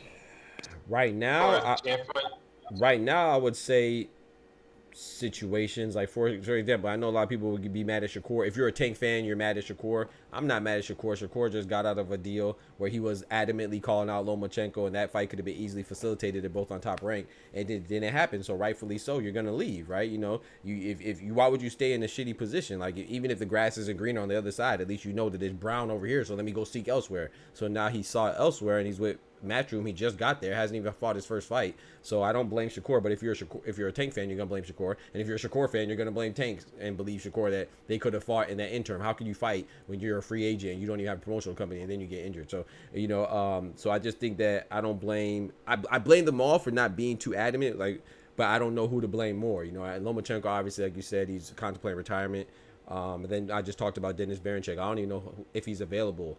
You know, like I just told you with Frank Warren, it seems like they were holding him to keep the belt in house. You know, because everybody says only PBC does it. You know, everybody does it. So the reason why I pointed that out is that Dennis Berinchek, if he fought Mark Chamberlain, it would have kept the belt with Queensberry, just like PBC does. They try to keep their belts in house as well, where Errol Spence getting right in direct line with fighting Sebastian Fundora, even coming off of a loss, just like Fundora got a chance against Tim Tszyu coming off of a loss as well. They're keeping it in house. Yes, PBC's guilty of that, but other promotional companies like Top Rank and Golden Boy, where they give the stipulation to Shakur Stevenson saying you only fight Zepeda if you sign with us, trying to keep the belt with Golden Boy, trying to put the belt with all promotional companies do that. Why when only particular promotional companies do it, do they get scrutinized for it? I would never understand that. But this is something. This is boxing. It's business of boxing. They all do it. Yeah, I was gonna say, isn't Top Rank the most guiltiest one from doing Yes. that? For years they Yes, used to do Cito. that when they had Manny Pacquiao, when they had Brandon Rios, Yes. Tim Bradley. They did that for years. Yes, they're notorious, bro. They're the most notorious for doing that. So Ryan's in the Discord. Let me pull up my boy Ryan. Keeping the belt in house. Say that again. I mean, I could kind of understand. Yeah, from a business standpoint. Doing it. Right. I can understand that. Right. But for the fan, it's kind of messed up. 'Cause Yeah. then other super fights that can't be made because they're not in the same promotion. Absolutely. So, so I think that's what's stopping them from fighting each other. And I'm not saying that's a good enough excuse, especially with the inclusion of Big Turk. You know, hopefully he'll solve a lot of these issues. But I think that's the reason why, Clone. I'm not saying that's the sole reason, but I think that's the reason why. I think cross promotional activity and stuff. They're like, we want to see fights. Oh shit, my favorite fighter lost. I don't want to see fights no more. That part too. That part too. Yeah. Let me pull up Ryan real quick. But what stopped Haney from fighting Shakur? Who? Coming back fight. Well, apparently to Shakur, and that's that interview that he gave. It was that he was trying to mandate his mandatory position, and Haney moved up. Oh, you said Haney and Shakur. Yeah, they're not in the same. They're not in the same division right now. And then Haney was like, all right, I fight you for undisputed, but you have like kind of like Kambosos did Haney, like he bet on himself, went out to Australia twice, and he got paid less than Kambosos twice, and he beat Kambosos. Yeah. And he was trying to give the same deal to Shakur, and Shakur was like, no, I'm mandatory. I'm asked for my mandatory position. And then he was like, all right, deuces, I'm going to 140. Right. Now, I will say this, too, in Devin Haney's defense now, and, you know, I don't really care for Devin Haney like that, but according to him and Big Turk and, well, what he said on behalf of Big Turk, and I've seen other people say it as well that are pretty reputable, Teofimo, he did try to fight Teofimo on his comeback, which I think is ill-advised. You know, I think he should get a tune-up, but he tried to fight Teofimo, and Teofimo turned it down, so... he was, so that's not Shakur and it's not Tank, but it's, you know, Teofimo is one of those guys in the mix that they all need to fight each other as well. So I was about to say that. I don't know if you seen my message earlier, but like I said that Teo and Ryan are the most racist assholes. Yes. But they get protected by everybody, man. I'm like, yeah, I don't get it either. Fucking shit. Yeah. My guy Ryan in the building, man. Maybe. Oh, my bad. No, sorry, Clone. Go ahead, bro. I know you're gonna talk. Go ahead, and then we'll let Ryan get in there. Well, what up, Ryan? I was just gonna say, maybe Haney feels like Fimo is the opponent that is his tune-up to a bigger fight. Maybe he don't feel like he's skilled enough to beat him. Yeah, maybe. I don't know, man, because he just calls out people that is not on his division. Yeah, Ryan Garcia's a piece of shit. Fuck him. Thank you, Cito. Thank you, Cito. That guy's a piece of shit. Fuck him. Thank you, Cito. As an advocate for the Mexican American community, we pass him along to whoever wants him. It's like, that's the thing. I just feel like when people discuss it, and I'm not saying you have to hold him as an enemy of the state or the world, but at the same time, you are accountable as an adult for what goes in your system. reference to the PEDs, and what comes out your system, reference to your mouth and what you say. What's wrong with holding an adult accountable? Unless you just don't care about the people he's attacking. Like, that's what we do. When you say bad stuff, ask Kevin Hart. He was removed from hosting the Oscars because he made a joke as a comedian. He's a comedian, and he made a joke on Twitter, and they canceled him from hosting the Oscars one time. So when Ryan Garcia says something insensitive on Twitter, the same platform, why can't people hold him accountable for that? Why do people feel the need to defend it? We had that conversation. Crazy, bro. Ago. Remember, I told you it's the I feel generation. I'm emotional, and you Yep. know that Yep. I can't. There's no more logic in anything behind Yep. anyone because everybody gets offended now. Yep. Everybody gets offended. Yep. And I'm not talking about being insensitive. Right, but right. Come on, Right. Well, what happened to like, hey, you slipped, you said something stupid. Right. Hold yourself accountable for that, Right. man. What the hell? Right. But see, So, it's but not, it's never, my thing it's is never that. held accountable if- No, go ahead, Cologne. Oh, Go my ahead. bad. Go ahead, bro. I heard it in your tone. You was on one. Go ahead. It's never held accountable if it's pertaining to, you know, black and brown people. Yes, if the target is a certain community, people don't keep the same energy. That's what I'm saying. So I'm not mad if you want to be offended by what Kevin Hart said. I'm not mad if you want to be offended by what the guy said at the Trump rally. I'm not mad if you want to be offended by Ryan Garcia said what he said. But I need some consistency. You can't be mad at one and not the other, or mad at this one and not that one. And they say the same things. Yes, bro. Like I heard somebody say, "Oh, Keith Thurman was wrong for saying that." What did he say? He said that a Mexican won't beat him because they're flat-footed, and then they said he was wrong. Okay, cool. They said B-Hop was wrong for saying that I wouldn't let a white boy beat me, right? Okay, cool. Now you anyway said that an American can't beat me because they don't have fighting spirit. Is that not all the same similar stuff? It's the same thing. You're talking about a particular culture. No one said anything about Naya Inoue because he's pure, right? He's a golden child, so no one can say he doesn't do anything wrong. If you're gonna be mad at Keith Thurman for what he said, that's cool. But you should also be mad at what Naya Inoue said. They're talking about cultures. I don't think you should be mad at either one of them because to me they're just sharing their experiences and they fight so they could talk about it. I don't see it as malicious. But if you do see it as malicious, it can't be malicious from Keith Thurman and malicious from B-Hop and malicious from Teofimo when Teofimo says Puerto Ricans they won't beat him or something. He said something they won't beat him because they're too weak. You can't be mad at those three, but then not be mad at Naya Inoue. He says the same exact thing, but he said it about Americans. Like, I'm not mad at neither one of them, but I do get annoyed when no one gets mad at. You know what I'm saying? Also married to an Asian. His wife is Asian. She's from India. Right. Yeah, man. Yeah. We're in a weird time in the wrong sport. You know, boxing's not about emotion in that sense, right? Nope. Like you got Mike Tyson in the ring telling he gonna eat Lennox Lewis's kid. Pause. Hey yo. Hey yo. And we love that shit. What do you mean by that? Yo, go cancel Mike for that. Nah, we were like, yeah, we want to see the fight now. Like, he talking crazy. You know, I don't know if I want to see the fight, bro. Man, It goes I'm back ready to for him. the Like, straight that nigga jacket. like, yo, he's talking crazy about my kid. Yo, I want him. Now it's different, bro. It's like, you know, Ryan Garcia was telling us he was going through something, and you know, we kind of. I ain't trying to hear that, Ryan. No. I'm mad you let that slide, Ryan. Don't do that. No. Go ahead, my fault. Go ahead, bro. Get off. My I'm fault. talking about like before when he first went on. Okay, He my was bad. telling us- He was telling us he was going through something. We all laughed at him. We did. We laughed at him. Hey, Chad, I gotta get rolling because I gotta go to work. But All right, hey, Cito. Doc, I'll catch up with you. Hey, God bless you, Oscar, brother. Nice talking to you. Hey, bro, Oscar, I sent you a friend's request. Wait, accept it on the Discord. Ain't no way you duck your friend request, Oscar. That's what we doing. You duck your friend request? Yeah. That's Hey, crazy. gentlemen, the rest of you guys, God bless you, and talk to you guys later. Yes, sir. God bless you, And just to brother. let you know, man, I really hate my job, guys. All I do is crush cans. It's so depressing. Get out of here, bro.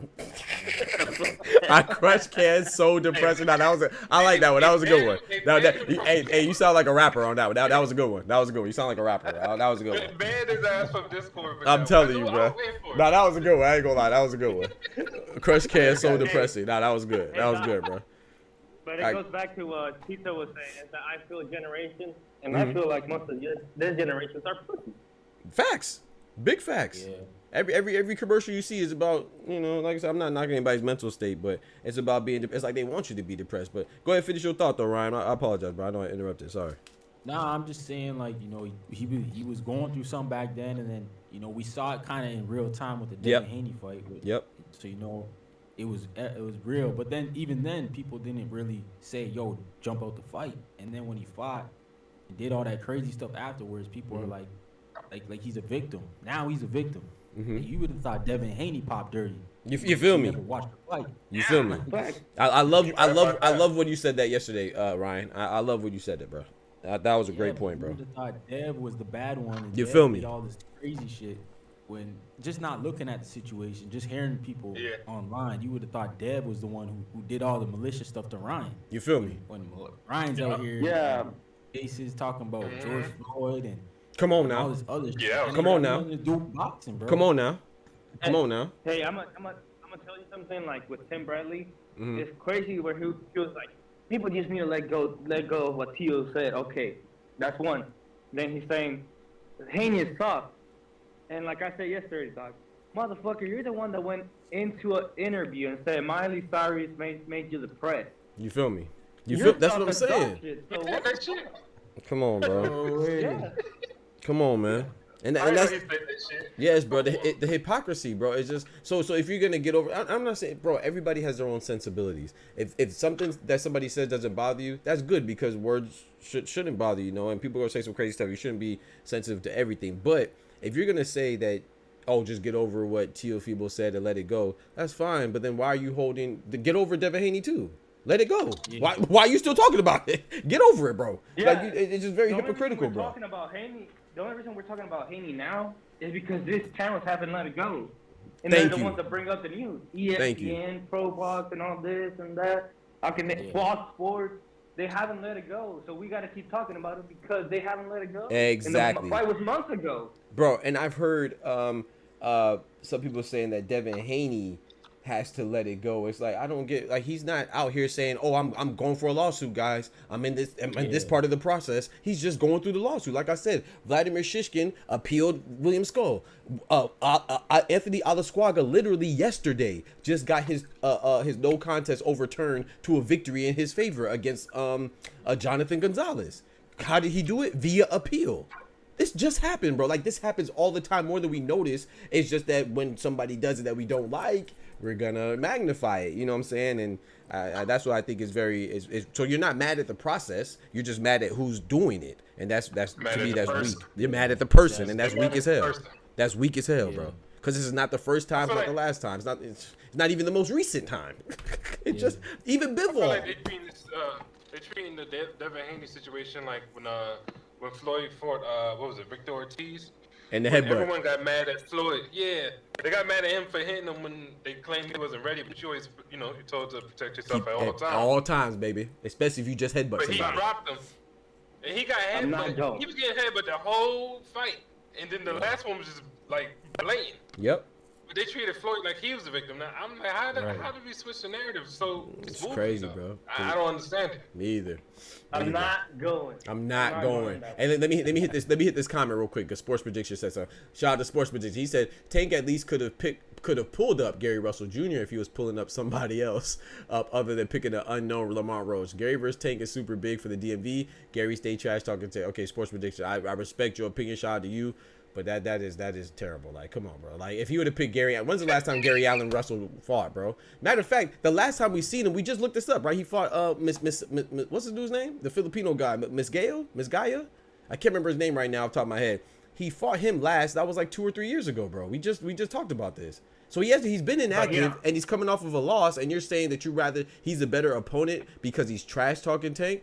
Lamont Roach is a champion. So if you're talking, if you're denouncing him fighting a champion, why would you be okay with him fighting Gary Russell? Just say that you would prefer him because you think that's a better matchup. Okay, but there's no way in hell that you're gonna convince me that the boxing community would be more receptive to him fighting Gary Russell Jr. over Lamont Roach. Come on, bro. Stop it. Come on, bro.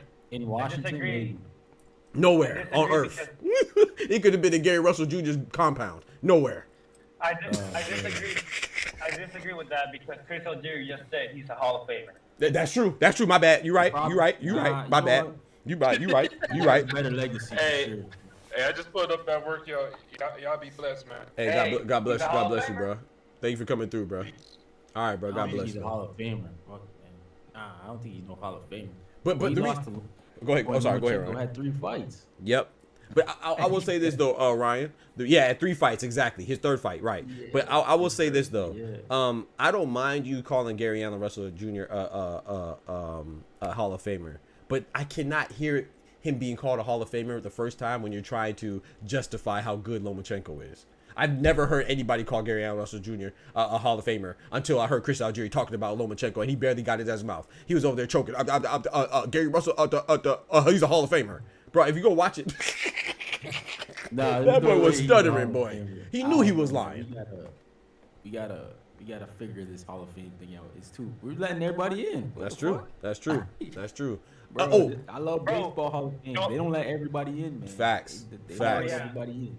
You gotta have certain credentials. Valenzuela was like, he's not even in there, and he's like one of the greatest pitchers for the Dodgers, and he's not even in there. So right. That's the win ratio. I think we're letting everybody in because they're trying to let Loma in, and you can't let Loma in with that record. You cannot. Facts. You cannot. Facts. I want to say too, also to sports prediction. If he was go ahead. No, go ahead, Ryan. Go ahead. Sorry. All right, if he was a 4 division good, champ, bro. I'd let him in, but like he's only a 3, so Okay. Right. Okay. I can't let Loma in. He's just Ooh, sitting at no the corner. Loma? Unless it's a weak class, he can get in a weak class. I'm gonna be honest. I can't let him in right now.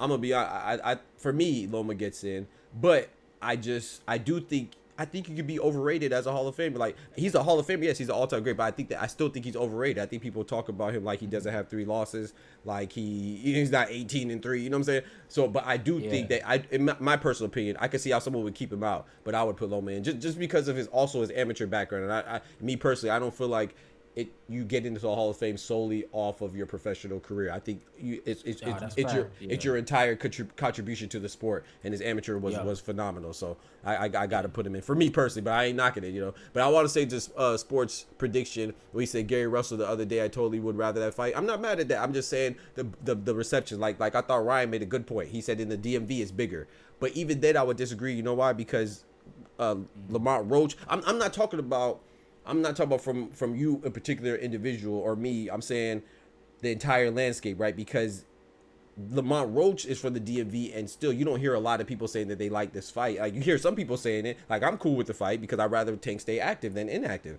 But Gary Russell Jr., even though he's from the DMV, they won't be loud enough about loving this fight to where the general consensus amongst the boxing landscape is going to be that they're cool with the fight. That's what I'm saying. So, but I think Ryan, you made a good point. The new fans are gonna be like, who? Right, they're gonna be who? Yeah, right. Yeah, and plus he's coming off a loss and a sabbatical. Like, hey, Chase Money, appreciate you, bro. He said salute, new subs, salutations to you too, brethren. Welcome to the Boxing Talk family, man. And shout out to my boy Ryan Frazier, he in the building. Shout out to my boy Oscar. Shout out to my boy Clone who just left, and C2 as well. Appreciate y'all joining me on the panel. Ty's in the back. Oh, thank you, sir. Thank you. I didn't even notice that. Shout out to my boy Ty pulling up right now. Loma ain't no damn all-time great. This man Kendrick, bro. Nah, you disrespectful, bro. Disrespectful, bro. Come on, man. Come on, man. Here you go. The only reason is I'm tired of that. It was so disrespectful. if we complain, Oh, tree y'all. My boy Ty. Oh, Lord. I got to. Let me pull up the the only reason I other. don't. Teach a man how to squabble. Let me pull up the other. Oh, this is the wrong one. Teach a man how to squabble. Let me pull it up like this. There we go. So we can see all the names. And let me put the names on there so you can see who's talking. All right, there we go. Yeah, but the only reason I cannot let Loma in is because, he fought some pretty good guys. I mean, Salido, although he lost, that was a good fighter. He was a champ. Haney, that was a great fight. I think that's the only guy that he fought at his prime. Yep. And even Rigondeaux, you know, people give him, in my opinion, Rigondeaux's his best win, in my personal opinion, one of his best wins. But, I mean, if we're going to hold him by the Tank standard, then he pulled him up. But why don't people say nothing? You see what I'm saying? So it's like, I don't mind. And this is no shot. I think Ryan said something great in his channel. Like I said, man, I keep advertising Ryan's channel because I really thoroughly enjoy it, man. He's a good dude, good brother, and he has great opinions.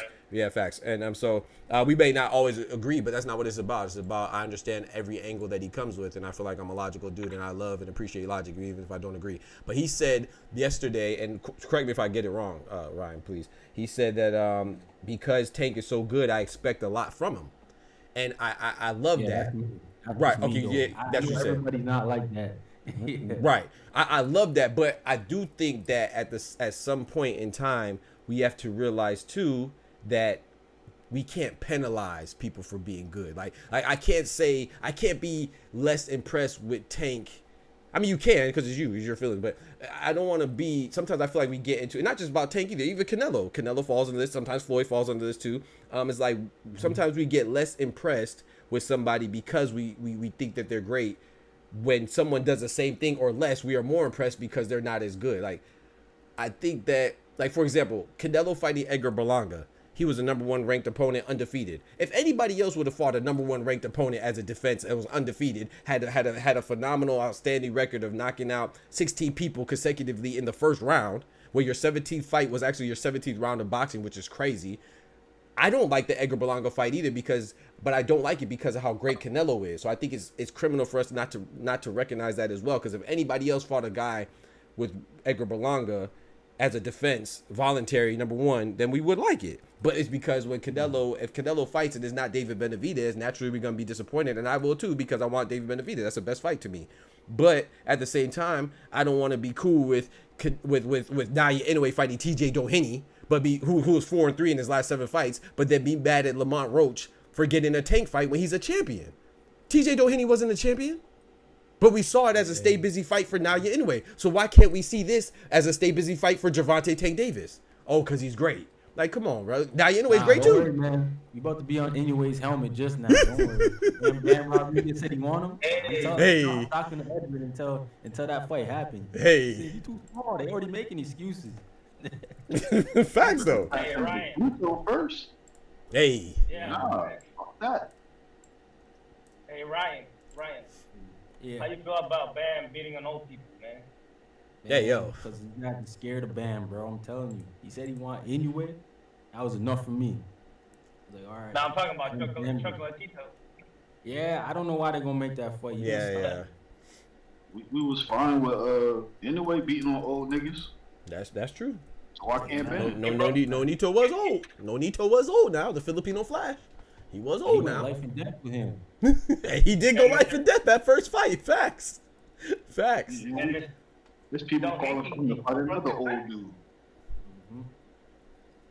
I'm just saying, I just like consistency, man. We got to be consistent when we come to critiquing these fighters, man. Yeah, that's a fact. I got a question for y'all. Yes, sir. Is SOG a Hall of Fame?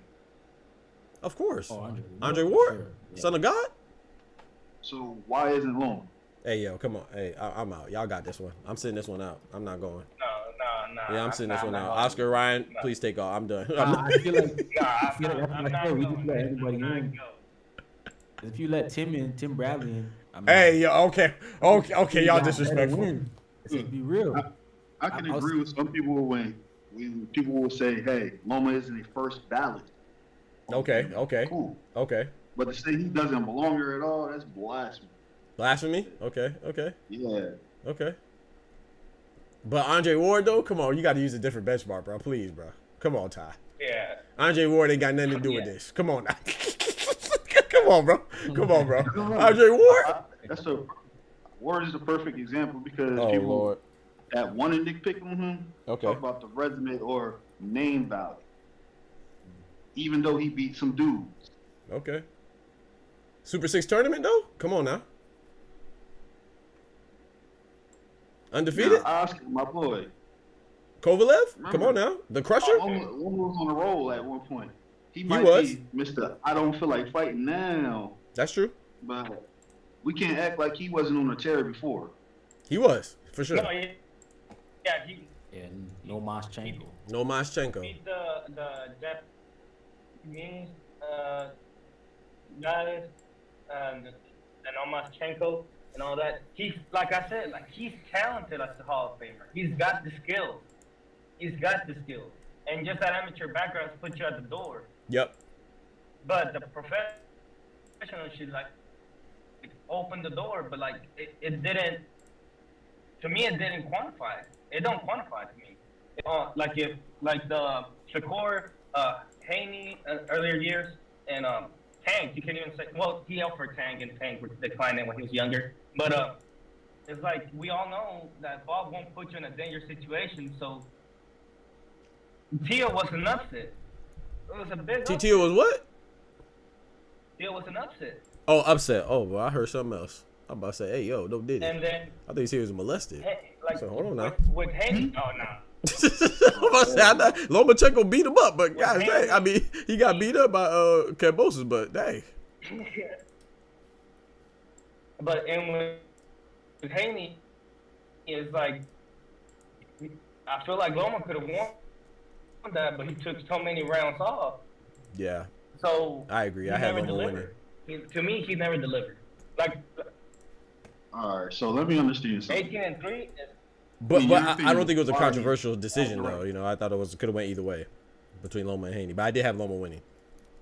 115, 113. Is his record the only reason why he's not a Hall of Famer to you? Who?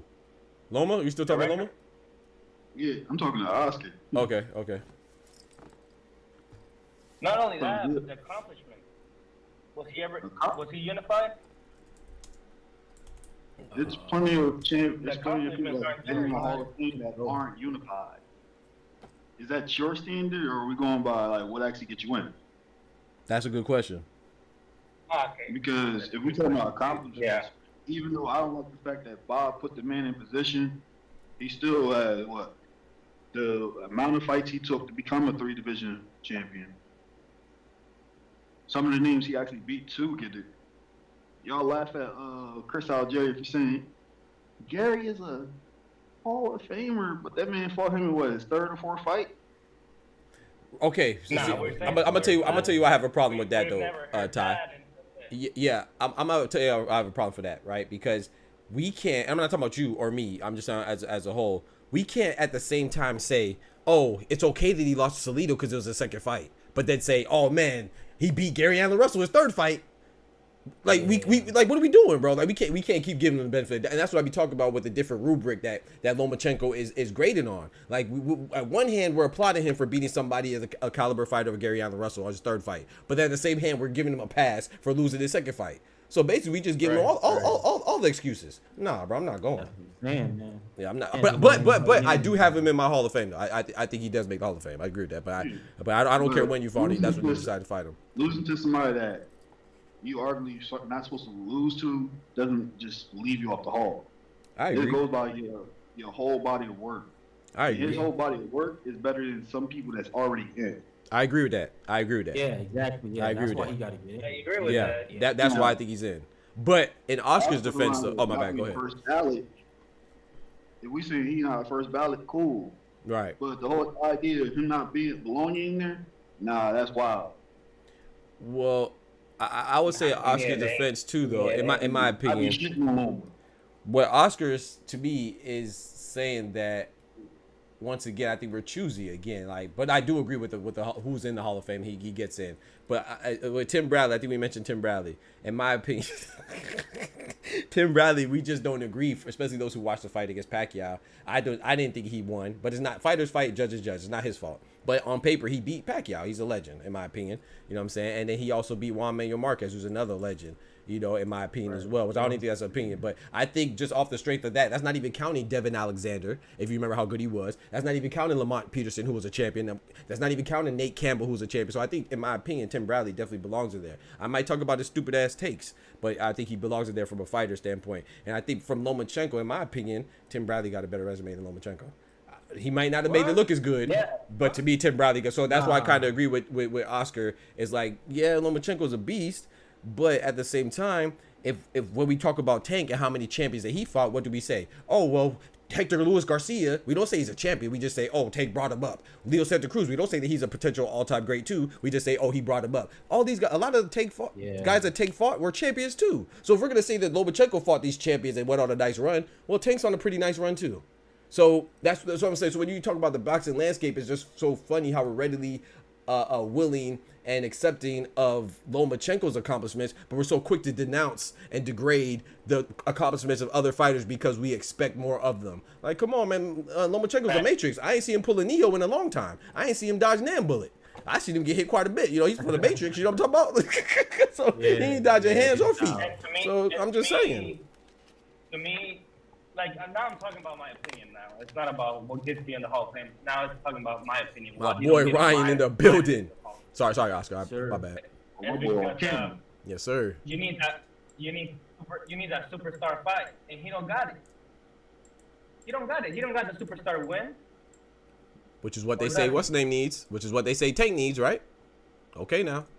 And the no, Tank. Shakur too. Shakur too. Yep. Yeah, Shakur's a 4-division champ though, isn't he? Yeah, I don't remember if he's 3 or 4. I think it's. Hey, he's like literally already a Hall of Fame. 26, 30, 35. So it is 3. Okay. 3. Okay. Yeah, I always forget if it's 3 or 4. He a Hall of Famer as well. He got a great amateur background, and he's 3-division champ. He a Hall of Famer. 3-division, yeah. What, Just doing the build. It was good, brethren. My bad. What up, Just Do? No, right now. I'm talking about right now. Even if he lost it down the road, he's a Hall of Famer right now. If we keep it the same energy, he might be. What's that Gucci Mane song? Bitch, I might be. You're a Hall of Famer? Bitch, I might be.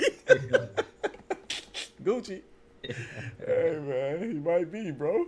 What you think about that, Ryan? You think we being unfair? You think I'm giving you think we giving certain people too much credit, like Tank or Lomachenko not enough, or vice versa? I think. Nah, man, I'm just like, yeah, I expect too much from guys. That's what it is. but I don't think you're wrong for that though. I want guys to do what I say, gangster shit, man. Like, shit that I'm like, yeah, that's history right there. That's what I like to watch. Facts. You know? They can't take it from you. Great. Okay. And when they lose, I don't like it when people shit on them because for being great, right? That's a fact. So it's like, who's just taking risks? We gotta applaud them for just getting in there and doing that. But I understand also Lomachenko.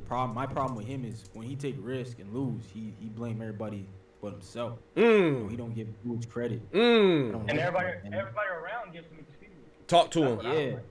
Yeah, like you lost, bro. Just take it gracefully. Maybe they gotta stop interviewing you right after the loss, man. Maybe give you some time because when he said Devin Haney not even pound for pound, I was like, bro, you just hating now. What are you talking about? Not pound for pound, bro. Right? Like you went in there, and he didn't touch you. He was touching you, bro. Come on, man. Like let's just give that dude his respect. Like that body work. That body work, and Loma gave up the rounds. That's what gave Haney the win. Yep. But I'm about to go out, man. I gotta go to the dentist. All right, man. Take care, bro. A little bit more smoke. He gonna answer that Sean Porter question. Bro, the Sean Porter that Sean Porter had me rolling, bro. Were you? Yeah, you were here yesterday, Ty. When Gary Antoine Russell said, "We know Sean Porter gonna put on his football helmet, his football pads, and just go straight at you." Bro, he had me crying, bro. That joke was too funny, bro. He said it's disrespectful. Dip out. Is Sean Porter, Sean Showtime Porter, the Hall of Famer? Do he get the nod? Absolutely. Oh, you asking Oscar? My fault. To me, he barely gets in. All right, I barely gets in. Yeah, to me, absolutely. But Loma, no. To me, like in my list, he don't. 2-4, what up? My boy 2-4 in the building. But all right, guys. I'll catch you all right, later, man. so. Yes, sir. God bless, bro. I'm gonna switch the thing. Be sliding. Yo, the Oscar. Big Oscar in the building. Dentist, bro. I hate the dentist, man. I'm telling you. I go to the dentist up here, and they just looking at me like money when I walk through the door. I swear, bro. It's like going to the that's why I don't go to the mechanic as much, bro. I go on YouTube. Hey, yeah, I work on my own car for a long time. Yeah. No boy said my boy Ryan walking in the dentist smell like money, man. You know I'm talking about big money Ryan, man. My boy run the north, man. Better talk to my boy nice, man. Insurance? Oh, we definitely running it up today. I'll talk to my boy nice, man. Yes, sir.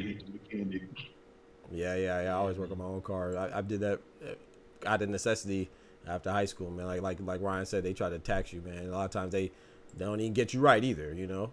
So I just work on my own car. Yeah. Doc, you can change electronic brakes or electrical brakes?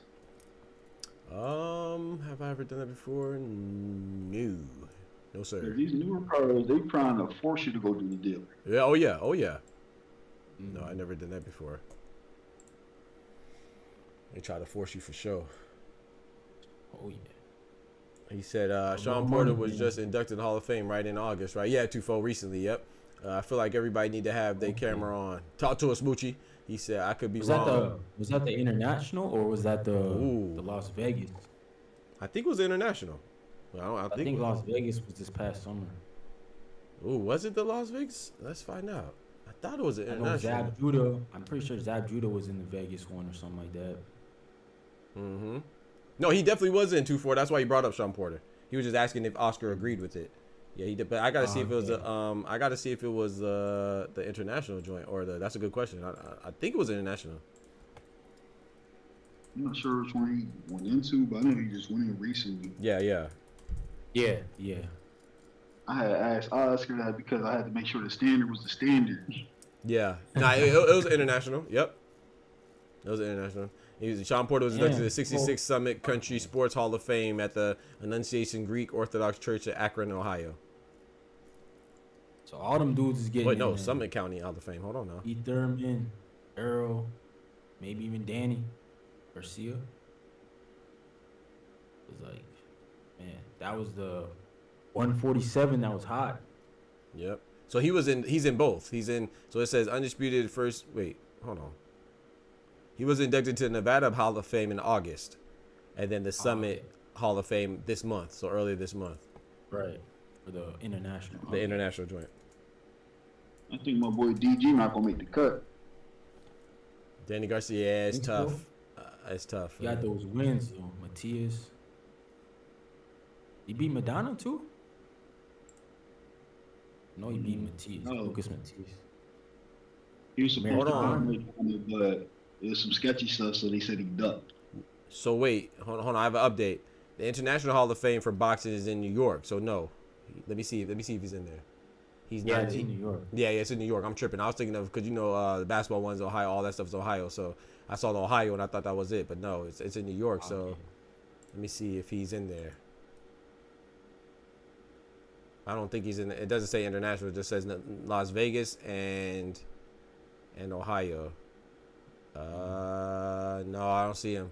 I see Diego Corrales, Ricky. The last one for the international was this year was Ricky Hatton, Michael Moore. I remember seeing that too. Yep, Ricky Hatton, Michael Moore. Ivan Calderon. That's what's up. And Diego Corrales, rest in peace. So no, he's not. Sean Porter's not in the international. Okay.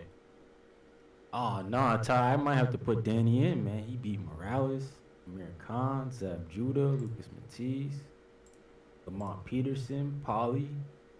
Yo, he went on a little run. Oh, so he does make it in y'all. Okay. He lost to Spence, lost to Keith. That's what's like. To Sean. Danny Garcia's not. I mean, what he has? What 4 losses, right? Laura, Sean Porter, Laura. Errol Spence, and who else? Just those 3, right? Keith. Keith Thurman. Yeah, Keith Thurman. Yeah.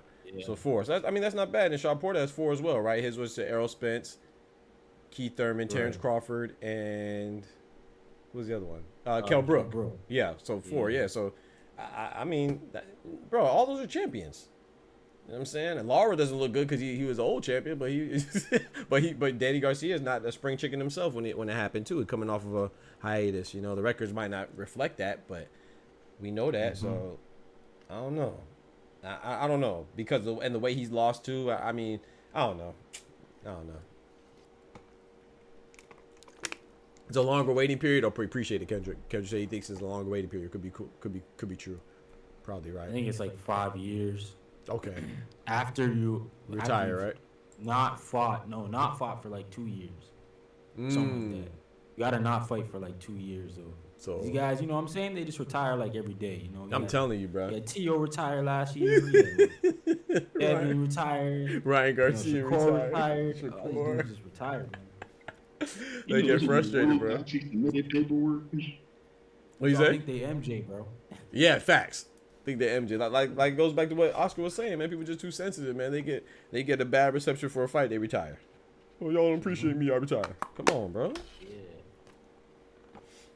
Yeah, man. That's a good points, man. I think that it was a good conversation, but I thought it was gonna be a short stream today. I ain't gonna hold you, because I didn't really have much besides the unfortunate postponement of the fight.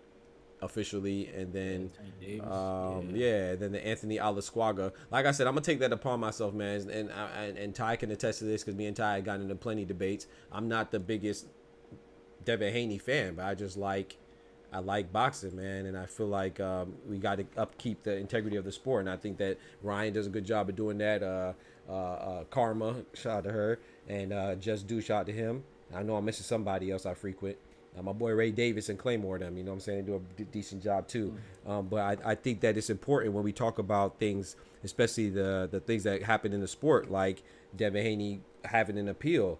Like Anthony Alasquaga, he literally yesterday got his decision overturned from a no contest to a win in his favor because he appealed it. So these systems are in place for fighters and people to take advantage of when they feel like they were done an injustice or an infraction of the sport needs to be rectified. So we cannot agree, but I think that we should limit how much we are disappointed, how hard we go on Devin Haney when fighters are doing the same exact thing and we're not even talking about it or we don't even care. So to me, it's just indicative of you disliking a fighter way too much to go so hard on him, and you don't really care about the process. You're not mad at the procedure that's going on. You're just mad at the person, and I think that's whack. You know what I'm saying? I'm gonna be honest. I think that's some bitch assness in my opinion.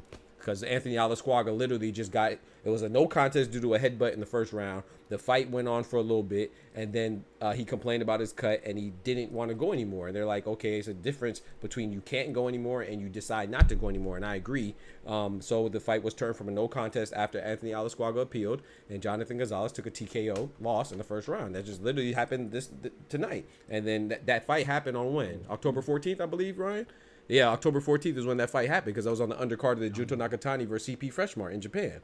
So, yeah, that was on that undercard. So it just happened. Quick, man. You feel me? They made that. Thank you.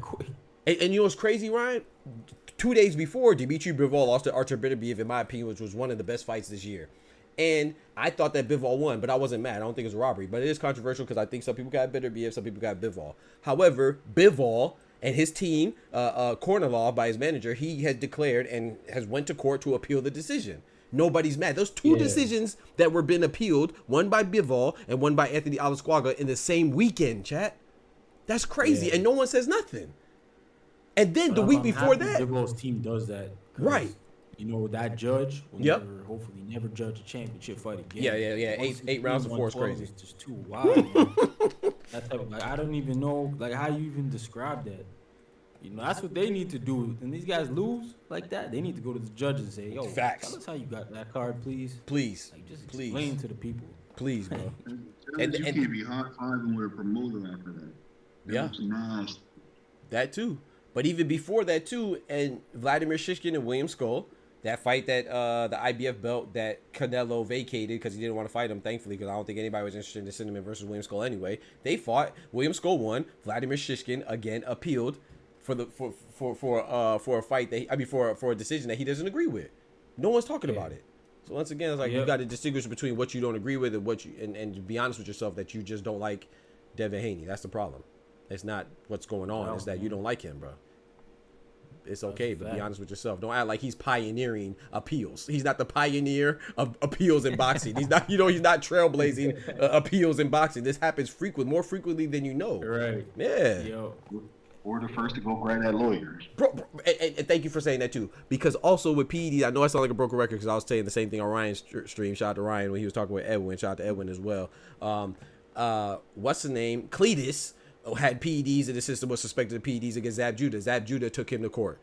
Steve Cunningham took Antonio Tarver to court for their fight that resulted in a draw because Antonio Tarver had PEDs. Amir Khan was suspended for 2 years for having Osterine, the same PED as Ryan Garcia. So there's no way, shape, or form or fashion that what Devin Haney's doing is new. It might be new to you, but it's not new in boxing, bro. So, you know what I'm saying? So when you talk, I'm going to take it upon myself. Every time there's an appeal that comes around my way, I'm going to bring it up. And I'm going to bring it up and let people know that come to my channel and see that Devin Haney is not new to this. It is nothing new. You just paying attention. It happens a lot. Happens a lot, bro. It happens a lot, bro. Guys appeal everything. Contracts. Come on now. Everything, man. Everything gets like even Frank Warren telling Eubank Jr. for talking bad about me in front of a group of people. Like that's crazy, bro. It's crazy. Eubank, I would have went to court with him just to be an asshole. You feel me, bro? I was saying, yo, you gonna sue me for speaking my piece, bro? Yep. Yep. This is what I think of you. Like, Yep. You mad at my opinion? Hey, big bank take little bank, man. Frank Ward said, I'm gonna take you to court. You ain't got the money. I'm gonna win that joint. You better have your lawyers ready. If the shoe fits, bro, like obviously you mad because I said something might be real, bro. It's crazy, bro. Nobody says nothing because I guess if you look a certain way, then talk about suing him. Yeah, yeah. If you look a certain way, you could utilize the judicial system. If you look a certain way, you can't. I don't get it, bro. Don't get it, bro. Yes, sir, man. Don't forget to hit that like button for your boy. Kendrick still wants to revisit the Hall of Fame. He says, so the question is, what Hall of Fame are we talking about? Yeah, but even still, I would have to do my research and get back with you, but I don't know how much of a difference it'll be from the Vegas Hall of Fame and the International Hall of Fame. Like, I'm sure the International is more, has more limitations on it, probably more restrictive on the people that they allow in. But I'll be shocked if somebody like Sean Porter makes it in one and doesn't make it in the other. So I have to do my research on that and give you a comparison and contrast between the two. But I don't even want to get into that because, like I said, I just don't think that somebody like Sean Porter will get into one and not the other. But we'll see, though. I'm sure that there's probably cases of people getting into one and not the other. So I'm sure. Especially when you talk about local level Hall of Fames. Like, there's a Florida Boxing Hall of Fame. You know what I'm saying? Yeah, exactly. Yeah, so the International is definitely the most important. I agree with that was a good point that Ryan brought up. So, but I think the Las Vegas is pretty reputable as well because that's like considered the Mecca. Yeah, it's like considered the Mecca of boxing. So, but yeah, man, what you think about this weekend and the weekend fights, man? We got Gabriel. I have a question, Ryan. Is hardcore boxing? Right. Yeah. Hardcore boxing. I want to have a question because I seen you say it and I've seen it other places as well, but I'm genuinely confused. Is Gabriella Fedora the headline or is it Floyd Schofield? I'm not sure. I've seen both. I think it's Floyd. I think it's Floyd Schofield. Okay. It doesn't matter. I was just curious because I've seen it. I know you mentioned it, and then I've seen it both ways. But because he's fighting Renee Tellis, and she's fighting Gabriella Alanis. I think they're doing a unification bout. Nah, undisputed, brother. Undisputed. Undisputed? Yeah. Remember, because Boxer Rec doesn't include WBA anymore. Remember, they gang banging on WBA. Yeah, it's actually an undisputed flyweight because Alana, she has, if I'm not mistaken now, she has a WBC, A, and WBO, and I think Gabriella has an IBF. Yes. Yeah. Okay. Yeah. So yeah, it's undisputed. That's why I'm like, dang. I feel like I don't care if it's male or female or big weight or small weight. You undisputed, man. You need to be, in my opinion, you need to be headlining unless it's another more popular undisputed fight that's going on at the same time. You know. Yeah.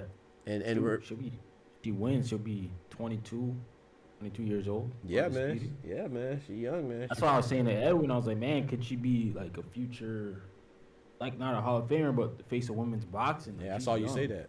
She's already picking up some accolades that are pretty good. Right. She can move up and down because she's tall. Tall, yep, just like her brother. So. Only thing I can say for her is don't go to 54. What'd you say? Go to 154? Yo, she can go to 30. 154.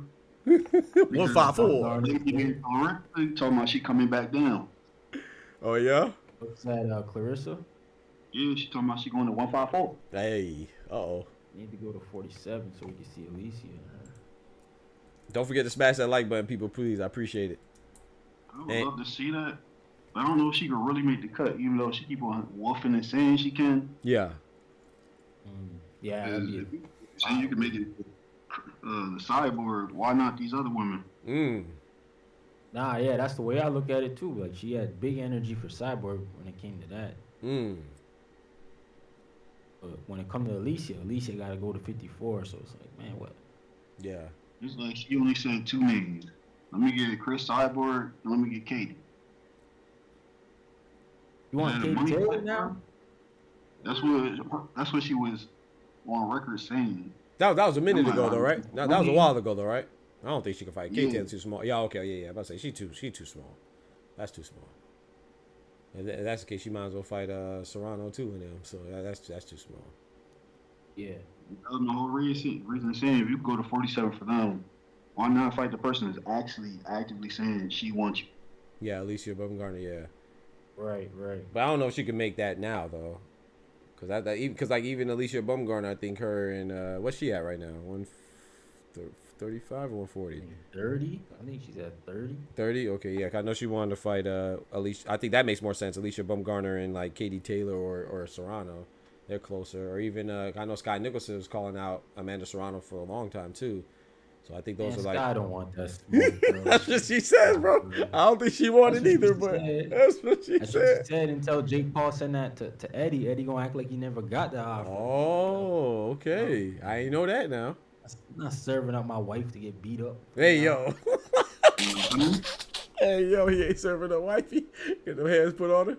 Hey, yo. Yo, Jake Paul gonna give her the biggest bag, but Eddie gonna be like, nah, it's all right. Stay over here. Yeah, I didn't know that. Though. I didn't know that Jake Paul and MVP sent her offer. I don't know if they did, but I know Jake Paul would if Amanda says she want to do it. Jake Paul would. Yeah. In a heartbeat.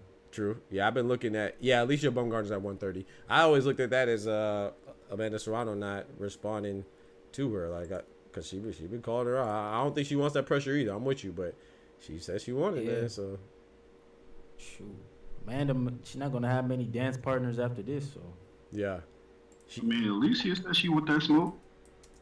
Yeah, she's at 130. That's what I'm saying. Probably the best options after this, if she could pull off the win. Mm-hmm.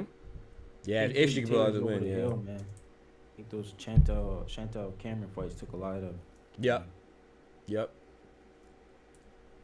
Yeah, I think Baumgartner's just too small. I think that going to 147. I mean, she probably could do it, but at least Clarissa Shields never even fought at 147 in a professional career, if I'm not mistaken. So, Midport. Sorry, I said import. Sorry, Midport says maybe Roach versus Maxeo. You want a rematch?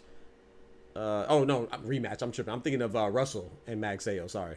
Maxeo beat Russell for his last fight. Roach versus Maxeo. Why? I don't think so. I think Roach versus Maxeo. I would rather see if Roach is not fighting Tank. I'd rather see him go for unification with Anthony Kakasi or who else is the champion at 130.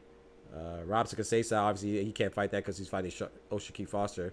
And who's the other guy at 130? Navarrete, but Navarrete's fighting Valdez. So maybe Roach and Kakasi, but Maxeo's not even. Is he even in the? Yeah, okay, he's in the top 10. He's number 6. So I mean, that's not a bad fight, I guess. Mark Maxeo. But even I'd rather have Zelfa Barrett get a chance, man. Huh? You need to hop on I-95 and go see Ray. Hey. He beats them all, man. Hey. Yeah, that's what Ray said that too. So yeah, I kind of agree. I want to see Zelfa Barrett back in the ring too, the Jamaican-born Englishman, man. You know what I'm saying? Big up Jamaica, man. Boop, boop. I want to see Zelfa Barrett back in the ring. He's number 5 in the WBA. Ranked number 5. Number 6 in the IBF. Lay Wood. We have who else? Yeah, I mean, I don't know. Yeah, Mark Maxeo wouldn't be bad. Not about him. Who? Albert Bell. Shoot. Albert Bell. I need to watch more of him. Nobody want to get him a shot because he's too tall, man. Yeah. What you think about? I saw some news about. I have to go look at it again. I don't remember what I saw, but I believe they called a purse bid for Sugar Nunez and Anthony Kakasi. What you think about that? Oh, shoot. Eduardo Sugar Nunez. That's good. Is that the IBF? Yes, sir. Yeah. IBF don't be playing, man. They the only ones that got an organization that's working. Active. Active, super active, bro. You know where that 3% goes, bro. I will say this. This might be the first one that they're calling in a while. That's a mandatory that I would be excited for. All the other mandatories been IBF with Boots and Karen, rematch, whatever. Yeah. They call it for Skull and Canelo or whatever. But this one, I'll be excited for this one. Anthony Kakasi and Eduardo Sugar Nunez. Speaking of IBF, bro, I touched this. I want to see what Ty has to say, and you too, Ryan. So apparently, according to his article I read, Tyson Fury, I didn't see the actual interview, but he said that there's only one stipulation in which he'll fight Daniel Dubois. He said as if Daniel Dubois vacates the IBF. Now, before y'all trip, I personally agree because his reason is that the IBF is disrespectful to him. by not having him in the top 15. And I feel like that is super disrespectful. I feel like you got to put your foot down somewhere. And, you know, but I'm interested to see what y'all have to say about it. He said that he would fight Daniel Dubois for a common local British belt, and he wouldn't even accept the IBF belt as a gift. What do y'all think about that? I don't know, man. Maybe he didn't pay his sanctioning fees. No, that'd be like, you don't pay your fees. Yeah. They ain't putting you in. Facts. They Facts. Like, nah. But top 15 though, bro. Tyson Fury? I mean, the guy who got top 10 and he fucking 2 You feel losses, me? Bro. You feel me? And you ain't got Tyson Fury, and the number 1 and number 2 spots are vacant. Nobody's rated in number 1 or 2. So they have 13 people occupied in 15 spots, and you don't have Tyson Fury in there? Nah, it's just too logical answers for that. What you say? There's two logical answers for that, man. You kind of skipping out, Ty. You said it's too much something. I didn't hear you. My bad. I got the shitty headphones. Oh, no, you good, bro. bro. There's two logical explanations for that. Like Ryan said, are you enrolled with them? Yeah. You have to be enrolled to be in the rankings. That's true. And 2, you already have a scheduled fight. That's true. That's true. What belt again? The WBA, WBO, and WBC. You're right. Yo. After the IBF got sued, they go by the guidelines to a T right now. That's the reason why there's 2 vacant spots there. Right, but at the same time, from my understanding, you're only not ranked, like you said, of course, if you don't pay the fees or whatever, you're not enrolled with them. But at the same time, too, if you're a champion, so even if he has a fight scheduled, you know, it doesn't take you from not. It's like Williams Zepeda, he has a fight scheduled, but he's not going to be removed from the other sanctioning bodies. But I do think the valid point is, like you said, he's not enrolled with them. But like, he had the IBF title when he that spot open. Yeah, because he's about to fight for a belt, so they play with it a little bit. Man, yeah, like, exactly. But I think it's just politics, man. Again, they would just push him in that spot. Right, but I think it's, like I said, I think it's politics, because I think it's somewhat politics. Like you said, it should be. You have to enroll, of course, we know that. But at the same time, it's Tyson Fury, man. He's arguably the second best heavyweight right now, bro. How is he not ranked top 15, bro? Like that's ridiculous, bro. I kind of feel it, man. I understand. I hear what y'all saying, and I do agree. It's hard not to agree with what you're saying. Of course, you're making sense, but it's like, man, I just feel him on this, man. Like, come on, bro. I think the last time he had a belt for a little while when he beat Klitschko, if I'm not mistaken. He had the IBF joint for a little bit, and then I don't remember how he lost, if he got stripped or whatever happened, and probably like you said, with the sanctioning fees and stuff. Nah, he just retired. He never, okay. Wilder brought him back, right? Right. You're right. Yeah. He was on that cocaine. Yeah, stage. I think the IBF is like, you don't pay them fees, they not throwing you in there just because. Like if he paid the fee, they probably make him number 1. But that's what I'm saying. Like, come, and that's why that's why boxing is so hard to trust, right? Because it's like, rankings aren't even completely wholesome. Like, guys, we can't have wholesome rankings. Like, I understand paying the fees for a mandatory or something like that, but you gotta pay fees to be ranked, bro. He has to pay out of pocket. Yeah, his promoter could have paid or petitioned to get him in the rankings. That's true, Frank Warren. Yeah, but I don't know, man. You can't even trust the rankings, bro. All right, saying, yo, you got a lot of money, Fury. You could pay that on your own, bro. You made $100 million, bro. Man, 100 M's. You pay that on your own. Right. That's a little money, man. Like, I got you to this spot. You can. Yeah, you're right. You're right, man. He ain't been in the IBF since he won it. Yeah, that's what he said. Exactly. That's what he. Yeah, that's what I'm saying too. He ain't been in there since he won. That's kind of ridiculous, bro. Like, come on, dog. This man's the second best heavyweight. Shout out to the IBF. He had the WBC belt, so that was a reason why he wasn't in. When was you ever eligible, besides right now, to be put into the rankings? Man, go pay that fee. Yeah. Oh no, bro. But the IBF, they did that with the Tim Tszyu fight too. Like, there was no number 1 or 2. Yep. At 54, and that's why I was saying, yo, Boots need to go up and get in the way if you want this Crawford for facts. Man, I almost sent Boots to the fucking hill because I didn't know Backroom was like that powerful. Like, shit. Backrum's not playing. Hey, I think to your point too. Boots a fight, bro. To your point, I think it's vacant at 168 right now too in the IBF, the top spots. Probably. With Shishkin and Skull just fighting. I believe at 147 as well. I think that's how. I could be mistaken, but I think that's how Conor Ben got up there so fast, because I think there's some vacant spots in the IBF for 147 as well. Right. With Cody Crowley leaving and stuff, or refusing to fight. Gibbons Power, maybe this happened. Hey, I'm not mad at that. I'm not mad at that midport. It's probably because he was on that. Hey, chill out, bro. Chill out, man. Don't do my boy like that, man. Boogie Sugar Fury. Don't do Fury like that, bro. But like I said, I'm with him, man. I of course he still wasn't eligible. Yeah, I don't know, man. I feel like there's a personal vendetta right there, and so we might not be able to get Tyson Fury and Dubois according to Tyson Fury. So I don't foresee Dubois giving that up, and he shouldn't, you know. But even with the IBF again, and sticking to the heavyweight division, you know, Joseph Parker, he may have to vacate in order. He said he's willing to fight Dubois on that February 22nd date that him and Frank Warren want to keep, you know, regardless of Anthony Joshua using his rematch clause on that fight or not. But if Anthony Joshua's waiting for Fury and Usyk the result, and then Joseph Parker, who said he's willing to fight and wants to fight, he's not ranked in the IBF. If you saw that list that they put down, Joseph Parker, you know, obviously not being ranked, he's not eligible to be an opponent for a voluntary defense for Dubois. And the only guys that are interesting, well, not the only guys, but, you know, Caballel and Bacoli, they're fighting each other. So it's like, who are you going to fight? F.A. Ajagba, Guido Vianello, Zele Zhang? Huh? I just looked this shit up. That's on Fury, man. Like, even like at heavyweight, not no real restrictions for the IBF. Like in other weight classes, for top 5 opponents, whatever, you gotta make that weight, blah blah blah. All he had to do was submit his paperwork and enroll, pay a fee. Like I said, yeah. That's the only reason why he went on there. Yeah, but I don't know what they got going on, man. Sometimes people have personal issues with things. I don't know. It just seemed like that's just my initial reaction. My initial reaction was like, man, I don't know, man. I kind of feel like that is somewhat disrespectful. But yeah, of course, like you said, always money. You know, when people have issues in business, it's money related. So yeah, I think y'all So hit that. like the dude that couldn't get in the club because he had the burner on him. Right, yeah.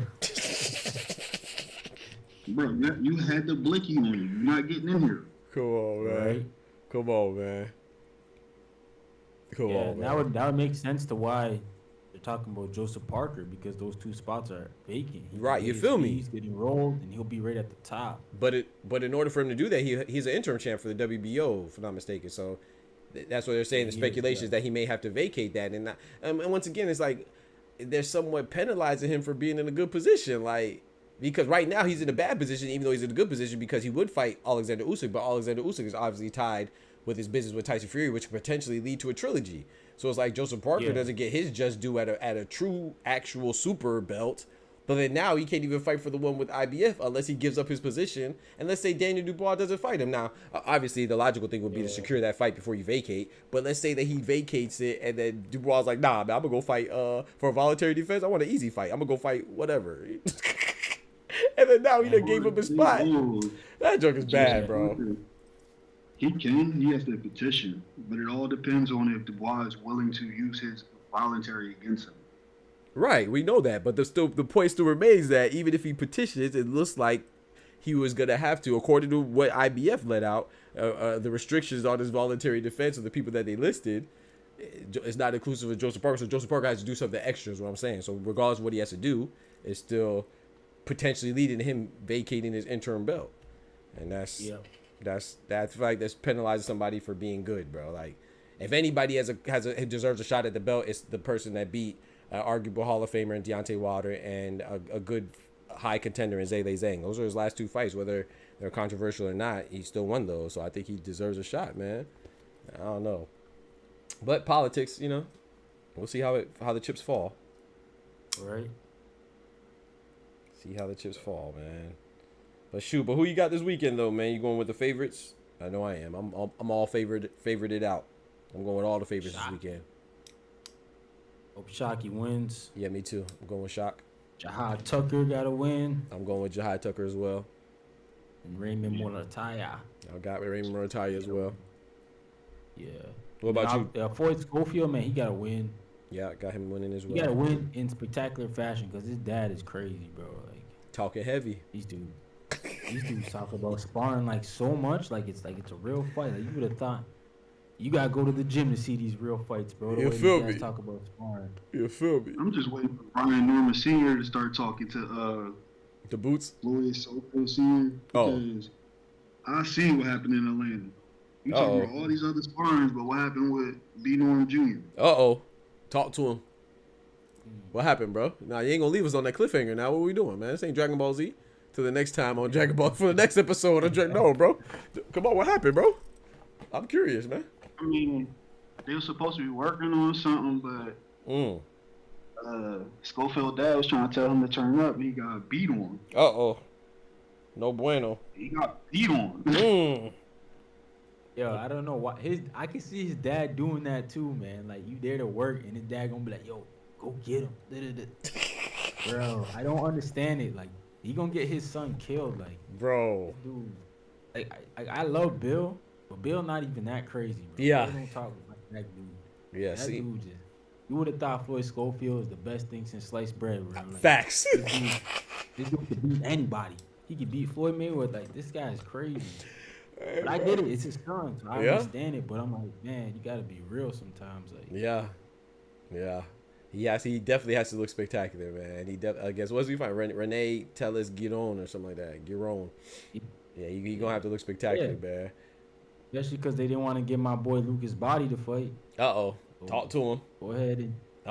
And that made sense. Him, and I feel like Lucas would have been his best opponent yet. Facts. And that would have made sense because, you know, they had the history with him and Silv. So fight the guy that beat the guy that you want to fight. Makes sense. Yeah, like you guys wanted to laugh at H2O and then not even go in there and do what H2O should have did. Like, that's how y'all could have answered that, bro. You're right about that now. That's a good point. What you say about that, Ty? Ronnie Shields. Who? The only person that's going to really tell you the truth and give you 100, you got to look at Ronnie Shields. Okay. Man that actually is trading the ball. Shout out to Ronnie Shields. Shields. Ain't a good look. Yeah. It's not a good look for us. Not a good look, huh? He letting you know where the boy is. Yeah. No, Ronnie Shields is a good trainer too. He's a good judgment of talent, if I say so myself. So. Yeah, man. That's crazy. Golden Boy not really pushing him like that, but I mean they're giving him a headline event this weekend, so yeah. They're telling him it's almost that time, bro. On the DAZN card, looking forward to that DAZN. Somebody else is fighting too on that DAZN card. I thought I recognized, but I'm not sure off the top of my head. Beck the Bully's fighting on there, I think. What's his name? Melkaziev. I can't remember his name. I know I'm killing it. But Belkim Melkaziev. He fought. He only has one loss. He lost to Gabriel Rosado. Then he avenged that loss. You know what I'm talking about? Yeah, Beck the Bully. I call him Beck the Bully. Beck the Bully. That's what you said. My fault. Okay. I never heard him called yeah. that. Beck the Bully. Okay, yeah, that's what I was talking about. Yep. Yeah, he's Beck fighting. the Bully. I like that. That's it. That's much easier to say. Beck the Bully. Yeah. So I'm looking forward to that fight too. Yeah. Yeah. And then what's that on Friday too? Return of Jermaine Ortiz. Box Lab. That should be interesting. Yeah, I'm happy to see him back, but he got to impress me too, man. Because I was so disappointed at Teofimo fight. So disappointed, man. On both sides, not just what I'm saying, but I know. I was gonna say that, man. Tio going to try to blame Jermaine's like, bro, you supposed to be this guy. Yep, the takeover. You should go in there and make the fight what Facts. it is. Facts. Like, So pro play takeover. The ring, bro? Like, come Facts. on, man. How you the takeover, but you can't take over a ring? Come on, bro. Like, so no, I just blame both of them. You know what I'm saying? It's like with Shakur De Los Santos. Like, of course, Shakur is gonna get the majority of the blame because he's the guy that we have the most expectations for, him and Teofimo. So they're gonna get the majority of the blame. But I blame both of them in that outfit. All four of them. I blame Edward De Los Santos and Shakur, and I blame Tio and Jermaine. You know, so I thought that I thought that I was expecting a whole different fight from Jermaine, and I thought that if he would have approached it differently, I thought he could have won. And even if I think Ty was talking about this. We were talking about this, but Ty emphasized that if he would just won the championship rounds, bro, I think he would have won that fight. If he would have just like pressed the issue, even just the last round, I think he could have won. All he had to do was close that bitch out. Facts. Yeah, that's true. The whole fight was like in limbo. Yes. Nobody really dominated, so. Right. Yeah, you're right. Yeah, man. A guy at the end, just like Beterbiev, like a lot of people, like I gave him the fight because he won the last two rounds. I said it. I'm like, if whoever wins these last two rounds is gonna win the fight. That's just the way I thought it was going. No, I don't know, Ryan. I don't know, bro. I don't know. B-Ball gave up the whole 11, didn't even try. Facts. And then Bellaby definitely closed that bitch out. Yeah, facts. Yeah, the 12 better be big. I'm like, so I was Yeah. like, all right, man, I'm giving it to better be. I'm not saying that what Ryan said isn't true. I'm saying I don't know if he's telling the whole truth, and half truth is a lie. You know what I'm saying? Half truth is a whole lie. You know, Ryan's from Canada. So I think that was a bigger factor than who closed it out. You know what I'm saying? He might be a little biased. That's what I'm saying. We know you from Canada, bro. We know where you're from, bro. Nah, I'm messing with you. WBC, they made better be hold that Canada flag. Yeah. Facts. Nah, I'm not mad at that, though. I agree with you 1,000%. Like me, I had Bivol winning by 2 rounds, but I definitely don't think it's a robbery. I think it's a close fight. Could went either way. I could definitely see how Better Be have won, and I'm not mad at that because I honestly really mean that. I thought it was a close fight. Could have went either way. And I'm just more happy that it was a great fight. You know, it didn't disappoint me at all. I thought that was a great competitive fight. You know, we saw momentum swing in mid rounds, at the end of rounds. Like it was a great fight, bro. So I'm not mad at Beterbiev winning at all. I'll just mess with Ryan. Think Canelo got to fight him? People talking about Canelo fighting Beterbiev. Do I think you said got to or going to? Going to. I guess he got to fight him. Yeah, I think. Because I heard people saying that he has to fight him because, you know, he was very vocal about if Bivol wins, he wants that match. So people are saying keep the same energy. So me personally now, I don't think he has to keep the same energy because I don't think that if you're not campaigning at a weight that you have to fight anybody at a higher weight class. But do I think he's going to? Yeah, that's just me personally. You know what I'm saying? I know some people feel differently, but I don't think he's obligated to fight him because he said he wanted to fight Bivol. But do I think he's going to, man? I honestly don't know, man. Because at first I was like, no, I don't think he's going to. But then I've been reading some things. And, you know, I don't know, man. You know, Canelo, he shot down the Chris Eubank fight. And, you know, maybe Canelo feels like, hey, you know, I'm the most durable person out here. So he can't hurt me like that. And, bro, would that not be crazy if Beterbiev can't hurt Bivol? I mean, Canelo, I think he can. But that would be crazy, bro. Because if he can't hurt Canelo, it's a wrap. Canelo going to win. I think Canelo beats him if he can't hurt him. Stopped him. But I think Canelo gets hurt. I think he stopped. Bivol's hand, bro. That man's hand was destroyed from blocking. Facts. Bro, like, what the hell are he gonna do when Bivol punching on his arms? Facts. His hands, both hands. Yep. I agree. Smaller dude. Yeah, I agree. So I just think like it's not gonna be a knockout, but it's gonna be a shoot. I took a beat. Like I took. Oh, you better than me. I think it's a stoppage. I think Beterbiev stops him. And you know, I like Cinnamon. That's one of my favorite fighters. But that's why I don't want him to fight him. I think that nor do I think he's obligated.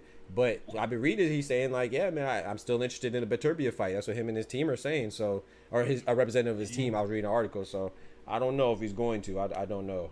But if he does, I think he gets stopped. I think that's the first time Canelo gets stopped. Damn. Yeah, I do. Beterbiev. I feel bad for David Benavidez because. I want that fight. He ain't never getting the fight, Dad. He ain't never getting the fight, bro. Bro. Never. That would be crazy because he don't get Canelo and then Canelo takes the fight that he wants. Right? Yo, Canelo's in this man's nightmares, bro. How you gonna not fight me and take the fight that I want at a new division? David fight. He even got Plant before he did. In fact, he even got he even got his best win and stopped him. He stopped it. Caleb Plant's arguably Benavidez's best win, and Canelo beat him before him and stopped him.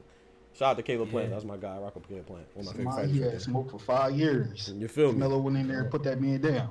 Put him down. Yo. That's crazy. Undisputed. Yeah, Canelo is just everything that he has. Everything Benavidez wants and wants for the future. It's crazy. But shout out to Benavidez though, man. Him fighting Morrell, I still don't think that's getting enough credit, man. Like he has no reason to fight Morrell, bro. Like the risk outweighs the reward, bro. And he's just giving it for the fans, man. Shout out to Benavidez, bro. Shout out to Dave Morrell too for accepting it, but he could have took an easy fight. Could have took an easy fight, bro. Waited on Beterbiev and Bivol. Yep. Because he's in line for them. Yep. So could have just took a fight and then say, yo, I'm waiting for whoever wins. Yep. Or loses.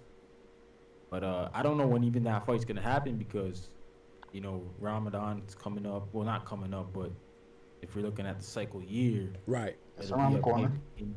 Yeah, exactly. He may not fight for a while because I know Bob usually lets him, you know, take that off that time. Yeah. Off.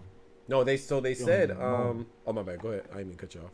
Nah, yeah, go ahead. Oh, I was gonna add to what you're saying. They said that the rematch potentially won't happen this time next year. October 2025. Yeah. Yeah. So yeah, David's doing the right thing because you can't wait. Right.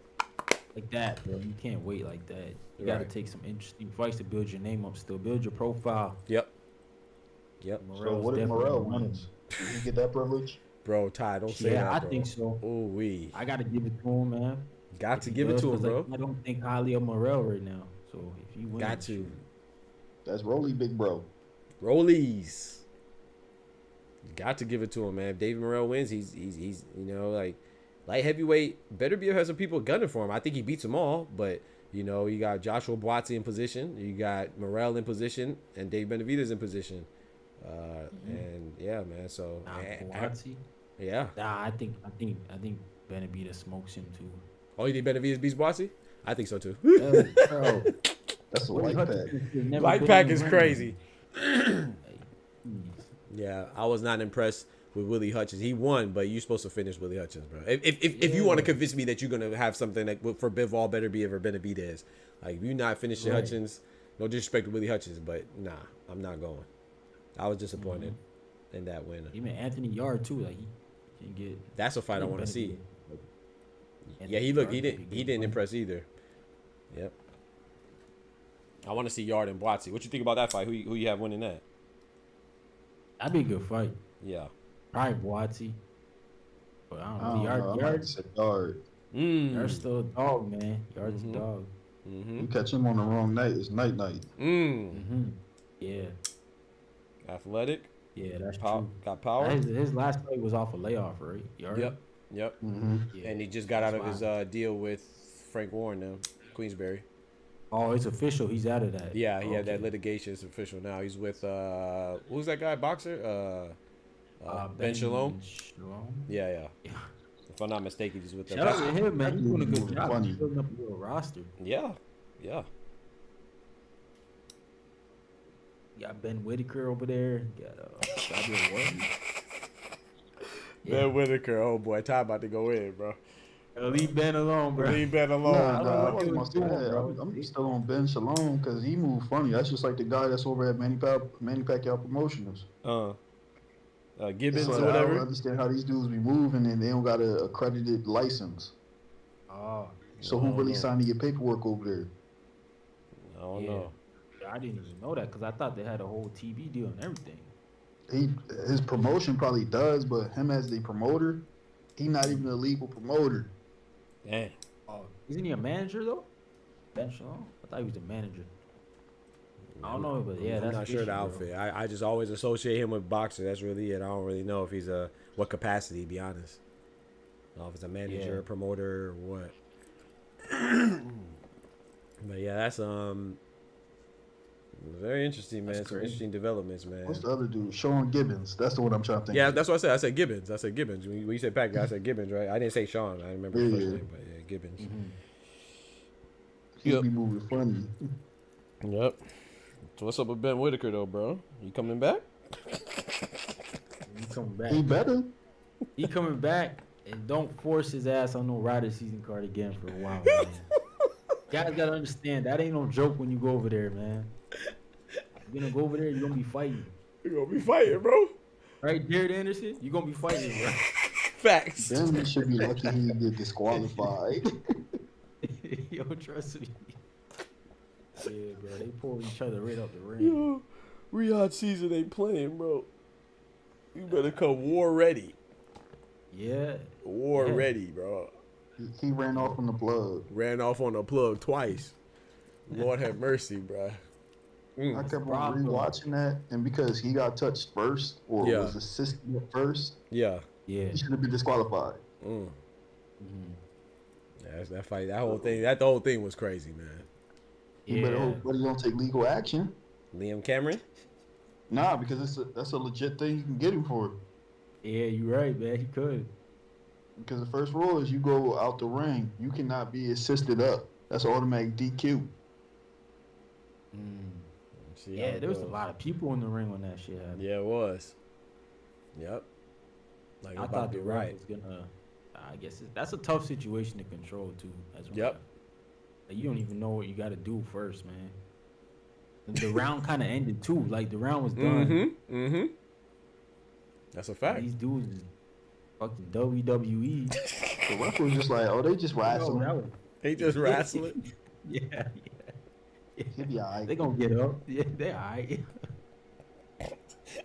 People saying that Ben Whitaker's corner told him to fake the injury, whatever. Bro, I don't know what was going on, man. I don't know. That's probably a smart move because other than that, you put yourself liable to get disqualified.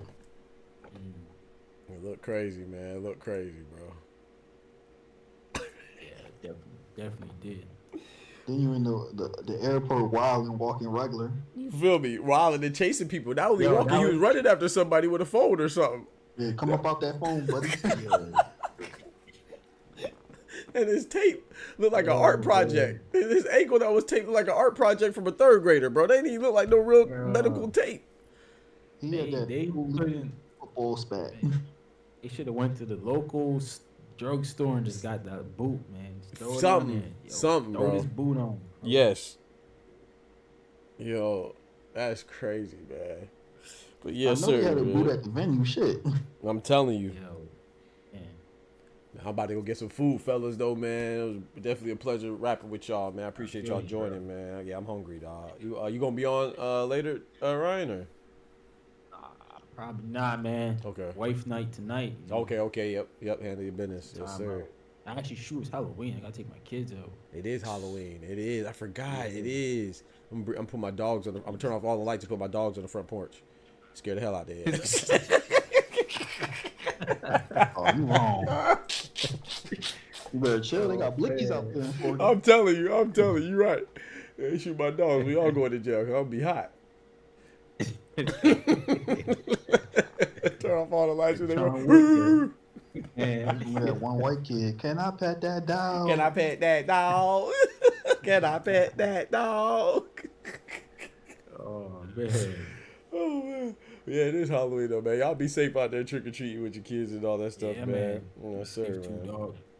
Appreciate it, bro. God bless, man. Thank you for coming through. Peace out, Doc. Peace out, chat. Yes, sir, man. God bless, man. Man. All right, sir. folks. All right, Ty. Y'all be easy, man. Yes, sir, man. Shout out to the fellas. Shout out to the fellas, man, for joining the stream. It was excuse me. It was Oscar. Shout out to Oscar, Ryan, Boxing Talk up north. You know, check him out. He's a dope streamer, man. I say he streams. I say about probably weekly, and yeah, it's a very good streamer right there, man. Shout out to my boy Bodega Ty in the building. Shout out to Cito in the building, man. Appreciate everybody that came through today, man. I had fun discussing boxing, man. Talking that boxing. Shout out to the new subscribers as well, man, for joining the Boxing Talk family. Those of you new to the stream, I stream Monday through Friday. Twice, you know, the morning show at 8 a.m. Eastern Standard Time and the evening show at 7 p.m. Eastern Standard Time. So come through, man. Kick it with us. Appreciate everybody in the stream, man. Shout out to all the members, man. If you enjoy the content, please consider becoming a member. Starting off at $3 per month, man. It really helps us keep going and growing. You know what I'm saying? Dropping those super chats. Big salute to those that do that.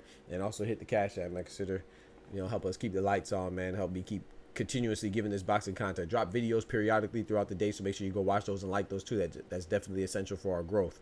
So I appreciate y'all rocking with me as always, man. I'll be back on later tonight for the late show, good Lord willing, and we also provide live boxing commentary for all the fights. You know what I'm saying? So we'll see y'all on Friday as well for live boxing commentary. And this weekend we got some good fights, man. Headline to me, the most intriguing fight is Gabriela Fundora versus Gabriela Alanis. Gabriela on Gabriela Crime for an undisputed championship for the women's division and the flyweight title. So y'all be easy. Take care of yourselves. Don't forget to like the video. But most importantly, remember with God, we can do anything. Without God, we're nothing. The doctor's out. Peace. From the hood to college, both worlds they had to meet. 6 degrees between us, so cold, we're about to freeze. But we're Florida boys, hot takes, we bring the heat. We're moving the culture, the engineers to the streets.